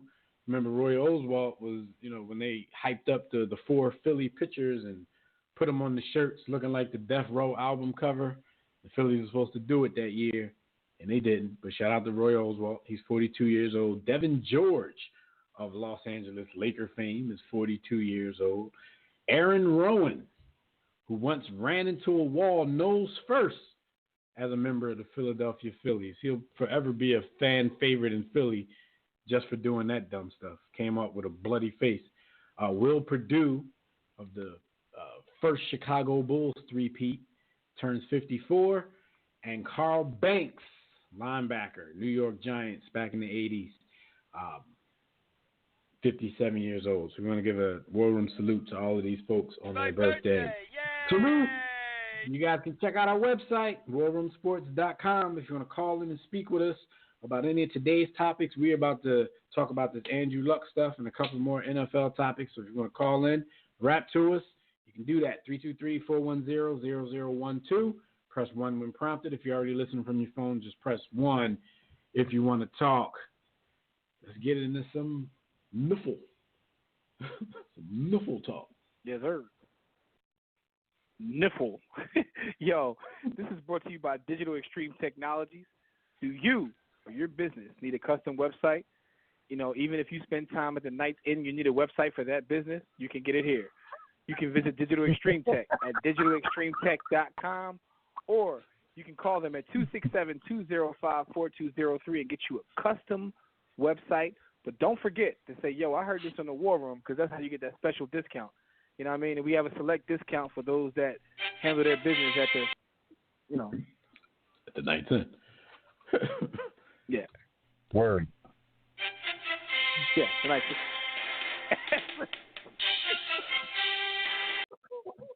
Night's Inn make you feel like work. I heard her in the War Room. I heard her in the War Room. I need that Night's Inn discount. But yo, let's get into the biggest story of Yo, shout out to the Night's Inn too. It's no disrespect, because if y'all want to like pick up, you know, one of our segments, so we will take that check. Don't get it twisted. You know what I'm saying? We but you cannot pay us hourly. So yeah, you definitely can't. I mean, I might do a segment for a couple free rooms every couple weeks. You know what I'm saying? Just cultural. Anyway. Yo, relax. I just be saying stuff to see who's listening, man. Because if they don't say nothing back to me, I know they don't listen. They don't support. You know what I'm saying? So I just be saying stuff. You know, y'all have pissed some people off in the past. Y'all have had some people going at us. Shout out to I forgot his name. He's so corny. What's the point guard bull that everybody think is really good? Oh, the one that pissed off? Conley. Yeah. Mike Conley. Shout out to Mike Conley, man. Cause yeah, he definitely got pissed. He wanted to give B. Austin a fair one. Austin said one time, but he'd be all right. Yeah. Shout out to him, though. But, yo, biggest story of the week, though, is one Andrew Luck, who retired from the NFL the same day that I got the Sports Illustrated, where they gave him a big blunking, and then he just abruptly retired. Yo, Sports Illustrated said that, yo, the rest of his team basically is average, but they're going to compete for the title just because he's as good as he is. They called him the third best quarterback in the league. And, you know, as soon as the issue came, he retired. So, you know. Said, he gave the magic down like, I ain't going to be there. I ain't going to be here. I ain't going to be here. All right, man. So this was definitely shocking news. And the reactions when it happened, you know, it was a mixed bag.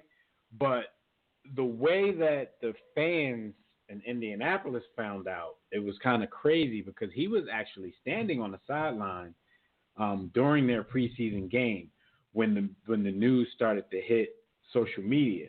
So, everybody's at the game, they're on their phones. And, I've been at a stadium where a story started to spread. Matter of fact, like when I was at the Rams Stadium and Carson Wentz tore his ACL, like we just saw him walk back to the tunnel. He walked on his own power, so we were hopeful.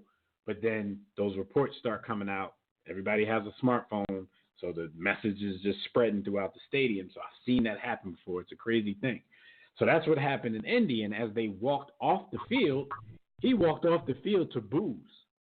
Now, I know these people didn't get a chance yet to hear his side, to hear him out, to know why he was retiring. They're just thinking the season's about to start.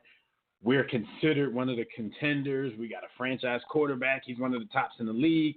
It might be our year. And then they find out he retires and they boo. So I'm only going to give them the benefit of the doubt because of that. Because we're living in a time now. This is what we were talking about earlier. We were going to get to this. We're living in a time where these professional athletes, first of all, they make a whole lot more money. So to walk away from something like this is much easier because all of these dudes are filthy rich compared to back in the day. It wasn't like that. But they look at these athletes from yesteryear, guys like Earl Campbell, who can barely walk. Took him like 16 minutes to walk from the sideline to midfield. You see all these guys. Seau. Yeah, Junior Seau and the Andre Waters and people committing suicide because of CTE. You see cats like LaRon McClain, who we're going to talk about in a few minutes, on Twitter begging for the NFL to help him because of what's going on inside of his head. You look at this kind of stuff and you kind of understand because this used to be the ultimate macho tough man sport. Like we praise Ronnie Lott because he hurt his finger and they said, oh, you can't go back into the game with your finger like that. So he told him to cut the damn pinky off. Like we praise him for stuff like that. But then in retrospect, like that's stupid. It's a game. It's really not that serious. And in my old age, I'm starting to think like that. Like the stuff that I used to praise and get hype about, like these dudes are stupid. So now dudes are kind of taking their destiny into their own hands and leaving the game while they still have all their faculties. You kind of can't knock that. Even guys like Ronnie Lott and Steve Atwater and Jack Tatum, you got to know that when they close their eyes, the inside of their eyelids is probably a running movie of dead bodies and dead people, whether they're awake or asleep. Ronnie Lott has to have CTE. Like, that's not a question. That's a fact. So these guys have access to a ton of information. They are making a lot more money. And I'm with you, man. Like, do I want to see guys come together, at 100 miles an hour, 270 pounds, running 4.6s? Yes, I'm not going to lie. I do. But I don't blame them or fault. And it was funny, dude, because I don't think 10 years ago, I would have called Andrew Luck a Charlie Batch. But today, I was like, I'm not even mad at him, man. I'm not mad at him. He's like, I'm looking at the quality of my life for the next 60 years, and I don't want to be Earl Campbell. I'm gone, man. Yeah. To me, it's just that like times have changed, and with all the information out there, and I think that's a good point, B. Austin, because even us as fans of the sport, it's like we have more information now than before. It's not. I mean, we've always known that football is a deadly That's why sport. we're more. It's tough. Yeah, and then once the Will Smith movie came out, and you see what's really good and how they was really hiding information, you like, they and you see the result of this. You see cats literally blowing their brain out because they can't live with the pain of what the I seen one of them dudes talk about. It feels like their brain is dancing in their head all day long. Like I get a quick migraine and I'm like, I start bitching up. Like I can't imagine just like dealing with some of the dudes deal with. Like, I feel you, Jim, because I get migraine sometimes. And when I get that, I be feeling like, nobody else knows this pain. And then NFL players like, goddamn beer. Like, what are you talking about? Like, My my whole bad. body, You know what I'm saying? my whole body feels like your head right now. Yeah, so it's like, Yeah. man, I can't knock the brother, although like, you know, I want to, because, you know, not on my squad, but not that I even have a squad these days. You know what I'm saying? You know, I root for everybody, right? But it's just, Everybody you know, black. man, listen, these dudes are taking control of their careers, their life, and one thing as you get older and you mature, you realize that like you can't sweat the small stuff, and some of the things we once thought was major is nothing but small stuff. You know what I'm saying? Second I remember thing, being a young boy, right? It's more so that. It's more Go so ahead. your life than your career. Because they're thinking about life after this is over. Like, it's crazy. Yo, What are you the know what's crazy, Dad? Like consequences? the older What you are get, consequences? right? You even realize that you like your career is not even your life. Like when you start to like really like you know, I don't want to say have an awakening, but when you really mature and you start looking at things, it's like, damn, yo, that ain't real. It's like when you were a young boy, everything is the end of the world. It could be like, you know, if you was at a camp and you ain't get to touch a young lady you wanted to, and you thought it was the end of the world, and then you get old, like, yo, that's nothing. Like, that's nothing. Maybe you had a breakup with somebody. I And you can thought, just like, think you you like, fingers oh, I'll never whenever. get over this. Throughout So my think about whole, it. Think about like, you I had a bad always breakup. tell my wife, You've man, had a bad I'm breakup, like, right? Stop giving that. You ever Like, had stop giving that job more than they give you. Like, you sweating them. Like, it's more exactly, important dog. stuff. You go through the same thing. Yeah, Dog, you go through the same same thing. I'm yo, like, come on. yeah, we got to talk. Yeah, we gonna cook them at our cabin. Anyway, listen though. My point is though, like, you realize as time goes on, like, stuff is just small. Like, if anybody, and this goes to the males and females that listen to our show. Excuse me, I didn't mean to say female. The women and men that listen to our show, because I don't want to be toxic. But you ever go through a bad breakup and you're like, yo, I'm never gonna get over this, and then like, you know, a couple years pass, you're like, yo, I was a noodle. What the hell was wrong with me? I didn't care no more. This shit died. Like You that. know what I'm saying? And then Matter you of fact, start saying I'm stuff like, the yo, market. she ain't even that cute no more. Like, Yeah, like, you find all this stuff. You say, I don't know what I was doing. Like, she fell off. I dodged the bullet. She started saying all kinds of stuff. Yo, like that's that. usually after you leave the night's in. But seriously though, but real talk though, like, so in the grand scheme of things, you start realizing like some of this stuff doesn't even matter. And I know that's crazy to say when we're talking about football, but people have a whole life, man. I'm pretty sure he has a family that cares about him. I don't know like whether he has a wife or kids, but even if he has a family that cares about him, like, football at the end of the day is it's what my man say? Our brother call it a game of amusement, man. It's a game of amusement. Shout out to Bashir. Right. It's a game of amusement, though. That's all it is. And the crazy part is, like, we know some of his major injuries, but I don't think people knew half the stuff that the dude actually played through that they never really told you about or never made that big of a deal about. And that's not just with him. That's with a lot of these dudes. Like, they play through some crazy stuff.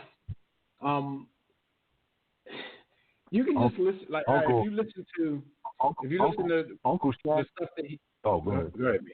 Go ahead. I was gonna say Uncle Shannon Sharp came on, and I'm not saying that I watched that show, but I did catch this segment. He was like, in response to Andrew Luck, he was like, I shot Novocaine into my ankles so that I could play for so many seasons that the skin around where I used to take the injections was dying and hanging off my foot so that I could go out and play on Sundays. Got to the last 2-3 years of my career, and I would only practice one day a week because I had to be ready for Sunday. I'm killing my shots in my shoulders, shots in my back, shots in my ankles, shots in my knees. This is the stuff, the wear and tear that you don't hear about because it's not even considered an injury. Man, these dudes go through it. That's crazy. His press conference, and just like Gronk, he's in here fighting tears. Like, you're listening to what these dudes saying, and you're realizing, like, damn, like, everybody just swear that people are happy because they got money. And these dudes are living miserable lives. This is some of his quotes. He said, I've been stuck in this process. I haven't been able to live the life I want to live. It's taken the joy out of this game. The only way forward is for me to remove myself from football. This is not an easy decision. It's the hardest decision of my life, but it's the right decision to make. Then he goes on to say, I'm in pain. I'm still in pain. It's been 4 years of this pain, rehab cycle. It's a myriad of issues, calf strain, posterior ankle, impingement. I don't even know what an impingement is. High ankle sprain. Part of my journey going forward will be figuring out how to feel better. This is after football. Like, my life for the next few years Born is 20 figuring out saying this, how to though. feel better. He in his 20s saying this. Like, right, he's 29. What the hell is wrong with 29. What the hell is wrong with Peyton Manning? What the hell is wrong with Peyton Manning, dog? He was in his 40s still trying to play this game. Him, Drew Brees, Tom Brady, them dudes are sick. They sick. But listen, man. Look at the people who got on Peyton Manning and was calling him all kinds of names when he had that neck injury. And I listened to a doctor talk about that. That was way more serious than any of us gave credit for, because it wasn't just that his neck was hurt. And that's what fans look at. Oh, man, your neck be all right. Just, put something on it. Tape it up and get out there, you bum. Right. But it affected the nerves in his shoulder, his elbow, all the way down to his hand, where it affected the grip on the ball. Like, he barely could even grip the ball. And you saw how he was throwing Daffy Ducks all around the yard in his final 2 seasons. Listen, man. We ain't gonna act like we not guilty. We cooked him when he was throwing ducks around the yard, but no, absolutely, because he's gonna get these jokes. But at the end of the day, man, you said something very poignant about like how people think everything is about money, right? And I've been fortunate just because of my career to meet a lot of people who have a lot of money. And the one thing I can tell y'all is that most of the people that I meet that have like the next level money, it'd be miserable as hell. So it's like, so I learned something through that. Like, not that everybody chases bread, but it's not what makes you happy. Because I know some wealthy, miserable people, man. And also, I'm just sitting there thinking about the fact what B. Austin said too about dudes having to shoot stuff in their legs and wrap up all crazy just to go to work. Like, could you imagine having your desk job and you gotta like take all kinds of pills and stuff just to go like look at your computer? Like, that's crazy. Like, I've never had a job where you gotta like drug yourself up to perform. I mean, I got a couple of them Hulk Hogan pills from the Sunoco when I was on my way to the night fit. Never mind. Get some ginseng. Allegedly. But all I'm saying is, to think that you have a job, cuz where you gotta stick Novocaine in your leg just to go to work. That's bonkers, man. Why would you want to do that? Yeah, it is crazy. It's crazy. I mean, just so many injections. It's like it's not that the injury isn't there. You're just trying to make it. You're trying to numb yourself so you don't even feel it when you're tearing up your leg even more. I think about Ronnie Lott cutting his finger off. I don't love any sport that much. I just don't. And maybe it's like, that's the level that you have to get to want to do that. But there's so many ways to make money in this world. Let me give y'all a timeline of some of his injuries, some of the stuff that he's gone through in his 6th season. September 2015, sprained shoulder. This was, after playing 3 full seasons. He sprained his shoulder. He finished the game, led them to a comeback win. Then he missed the next 2 weeks as he recovered. November 2015, he tore his insides all up. He had a lacerated kidney and a partially torn abdominal muscle. Like, I'm not playing after that. He finished that game as well. And they won the game against the Denver Broncos. But this is what they said. When he lacerated his kidney, he pissed blood the next day. That's it. There's no job. That's the day I quit. When I'm peeing blood because of my occupation, y'all wouldn't have saw me after November 2015. Call me what you want to, but, like, is it that serious? Like, I'm peeing blood because I play football. My kidney is lacerated. Like, you think of injuries like, oh, yeah, man, football, you could break your leg, you could tear your ligaments, you can, sprain your ankles, you can break your arm. You can lacerate your kidney. You can lacerate your kidney. Like, who hit him and how that he lacerated a kidney and tore his abdominal muscles? January 2016, he had a torn cartilage in his ribs. And that hurts like hell. A few weeks later, was playing through a lot of pain, and he had the help of numbing injections, just like what you were just talking about with Shannon Sharpe. November 2016, concussion. January 2017, he had shoulder surgery. November 2017, he was placed on the IR and shut down for the season because the stuff dealing with the shoulder. He finally returned to action in August 2018. In March 2019, he had the calf strain. And it's the stuff that he's still dealing with now, like the calf and the ankle.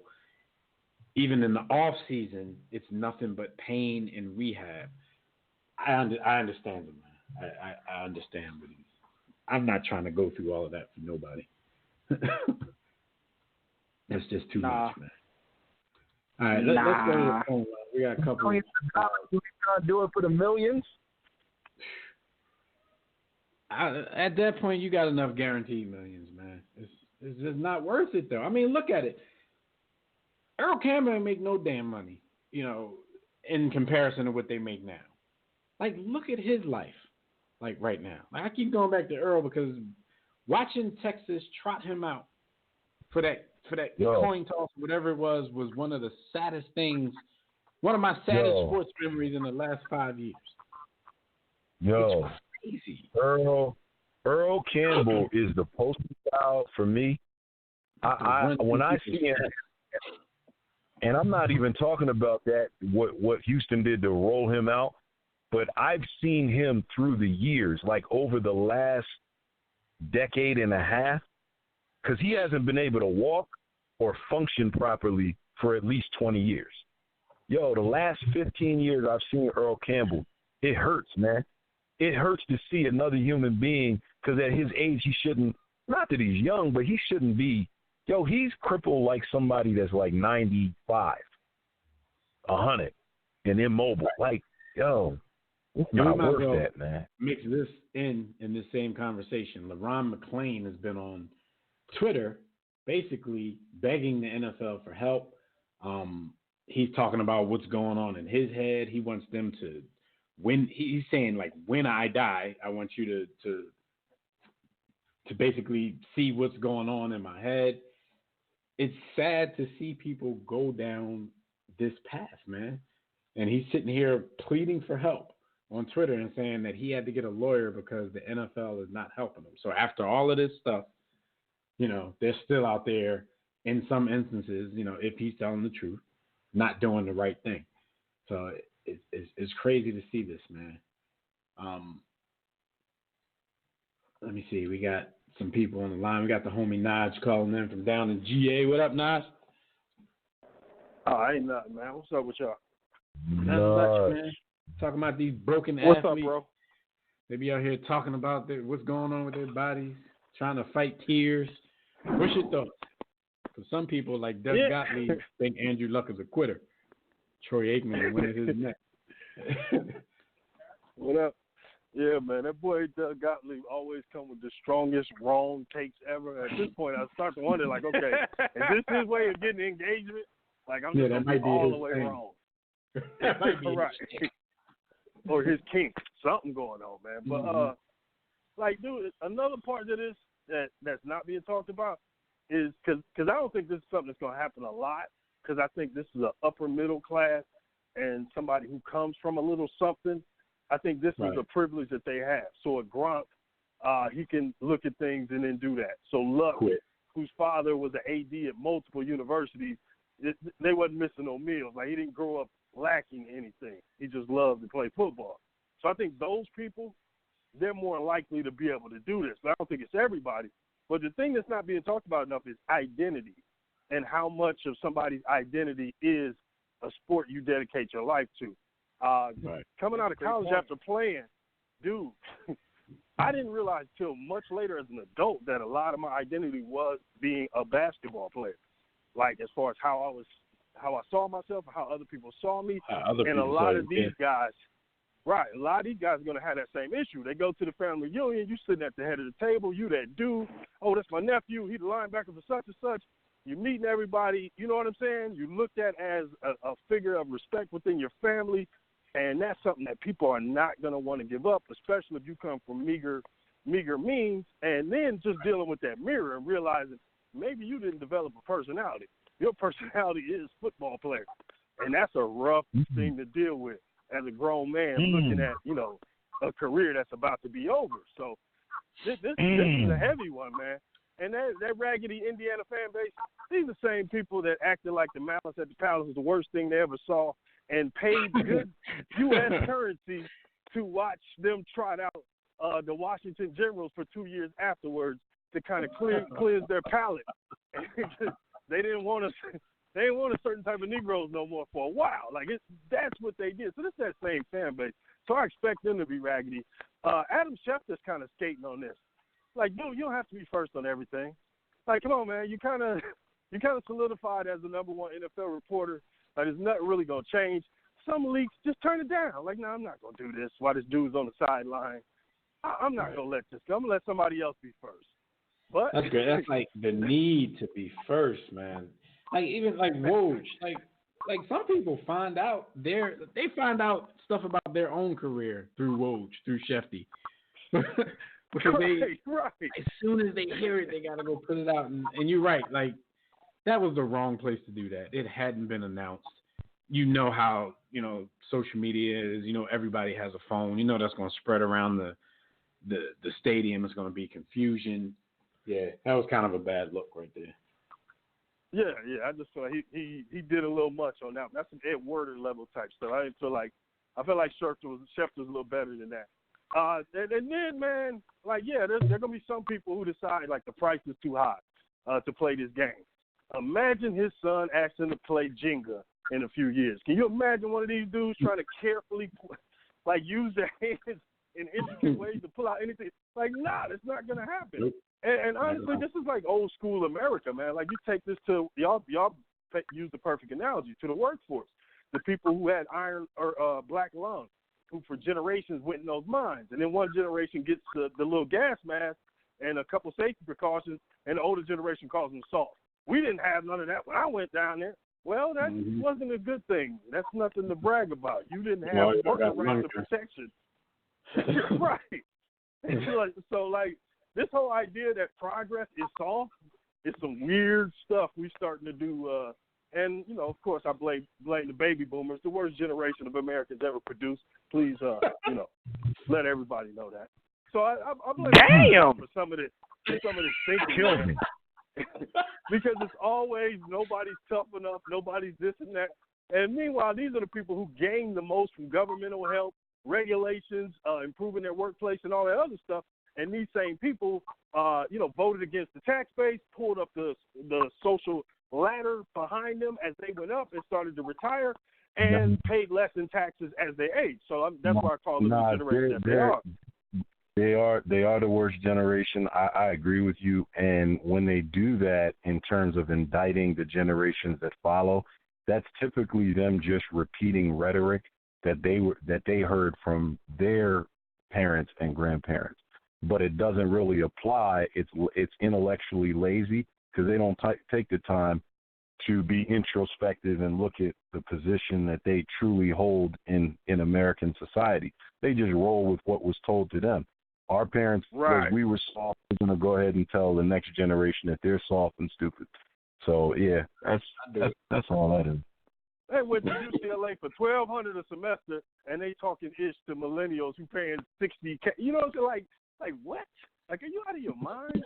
But yeah, let me get off of that. But it is what it is with this week, dude. It's gonna be bad takes all over. But we like at a certain point, like people got to realize when the NFL is doing helmet deals with people, talking about safe helmets, and that's why they won't let Antonio have that one.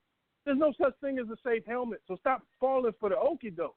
Stop letting teams leak out the details of contracts and falling for the okie doke, getting mad at the players. These guys are putting their lives on the line, and honestly, they're not going to, do well in the long run. And the ownership is just going to keep churning the machine. So when you see a fullback on Twitter like pleading for his life, pleading for help, the people who can help him can simply write a check and it'd be over. They choose not to. Like, that's a reality. Yeah. Shout out to Lauren McLean, man, because it's going to be such a tragedy. They're so afraid. Those people that could write that check, are so afraid that LeRon McClain will start a wave of players because they know the implications of CTE and what the game has done. They can't write that check. It's not because LeRon McClain in and of himself would be costly. It's everybody that comes after LeRon McClain. It's almost admitting culpability, although we know that they're guilty. The minute they pay for it, they've admitted it, and now the floodgates are open. That's their perspective. Right. Well, let me get off before I depress the callers anymore. I shouldn't have watched that damn documentary before I called y'all earlier. I've been on some workers versus bosses all day today. So let's y'all take it out on an upbeat note because I'm sure I just brought a couple people down. But either way, man, y'all know I ain't lying. So it is what it is, man. Salute to y'all. All right, man. Hopefully we wrap you next week. Yes, sir. No doubt, Nas. All right, homie. Yeah, man. So this luck story, man. I just think that we're seeing a wave. Things are going to change, man. But we got a couple minutes left. I ask you guys this one question, right? Because Dev got Sports Illustrated too, with the Browns on the cover, saying, "Yo, who the hell paid me that? The Browns, I didn't pay for no. The Browns are back." Yo, only reason we got the joint is because it was like free, like a free year jaunt. So I like the word free. But anyway, the Browns are back was the headline. And we're still trying to figure out. We've been searching all week trying to figure out from what. No one's been able to give us the answer. So what are they back from? Like the Browns, they stunk my entire life. I wasn't around for Jim Brown. From toilets. I ain't even being funny when I say this. The last time I can remember them actually having a winning season, and I could be wrong. Bernie Kosar. They had Ernest Biner, and he had an afro. That's the last time I remember them winning. Webster Slaughter, Eric Metcalf. Yeah, because in the NFL they count 9-7 as a winning season. Anything over 500. But to be 100% real, the last time they won that division was 30 years ago. They haven't won their division in 30 years. No, was that? And that must have been that had to be the Bernie Kosar, Eric Metcalf, Ernest Biner, Webster Slaughter, Ozzie Newsome days. People forget there is a such thing as a Sports Illustrated curse. We only talk about the Madden one because people don't really be reading magazines. Yeah. There's this thing like I don't want this cover if I'm them, but Odell Beckham and Jarvis Landry. Yeah, Odell is about that. Odell is about his brand. Even with a hype team like this cover will mess around and make them go 6-10. The worst stuff will start to happen. No. I never want my teams to be on Sports Illustrated until after the league championship and whatever league you're talking about. Because if on it then, that means you can't be cursed. It's over. You did what you were supposed to do. I like when the Phillies were on the cover. I like when Nick Foles was on the cover, even though they tried to throw him on there. I think, didn't they throw him on there before the playoffs last season? Like, can he do it again type stuff? Yeah, they might have. I think they did. So that's what I'm saying. Like, if it's football, I'm not trying to be on the cover of SI until the second week of February. Yo, Jim Morris said playoffs. Man, I'm just trying to win a game. Yo, that's forever classic. I'm trying to win a game. You ain't talking about some playoffs. Anyway, man, it's time for us to get out of here. Thank you for joining us for another briefing in the War Room. Yeah, Knicks are back. Shout out to everybody in the chat room, Facebook, Twitter, those that called and got through. We appreciate it. Those we couldn't get to, we apologize. But look, tune in next week live right here on demand. We're going to do our 10th annual NFL opening night special next week and catch you up on everything happening around the world of sports. Until then, enjoy your anniversary. Next week. We'll remember, our very first show was on opening night of football back in 2010. Dog. That is an anniversary. Pods out for 10 years. A decade. Dog. We've been podding for 10 years. Anyway, man, listen. Everybody, don't forget, catch everything we do at our hub, which is warroomsports.com. You can pick up a copy of the book, Sports to Book, at sportstobook.com or warroomsports.com. The next time, everybody, mediocrity. Be steadfast in the war against ignorance, and we'll see you chumps on top.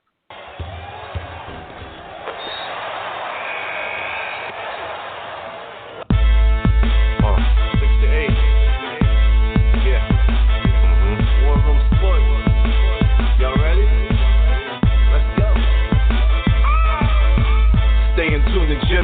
know the blueprint.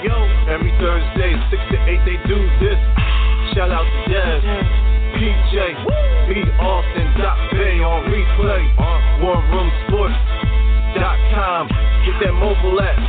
If not, dial 323-140012.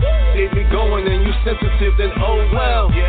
Physical podcast, let's talk sports. Showtime like magic in the block push. Listen live, push one to join in. Rip your team or listen for your enjoyment. Hip hop scholars, pit stop and knowledge. Should be in sports credits, I ain't talking college. 5 guys, no beef though. Corporate secret, but the streets know. Belafonte, I got a G flow. KC royalty, I'm in beast mode. 2 hours, get your game up. Who's the best in sportscast? You better name us. War Room Sports. Yeah, you know, Jimmy, Dev, PJ, Stop Back, B. Austin. I'm Jock. Up and coming on the beat.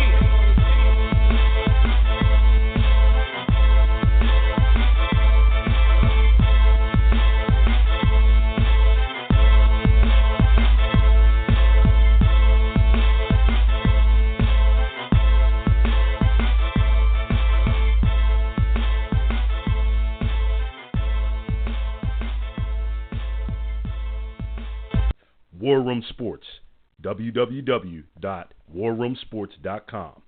What? Ain't no more to it.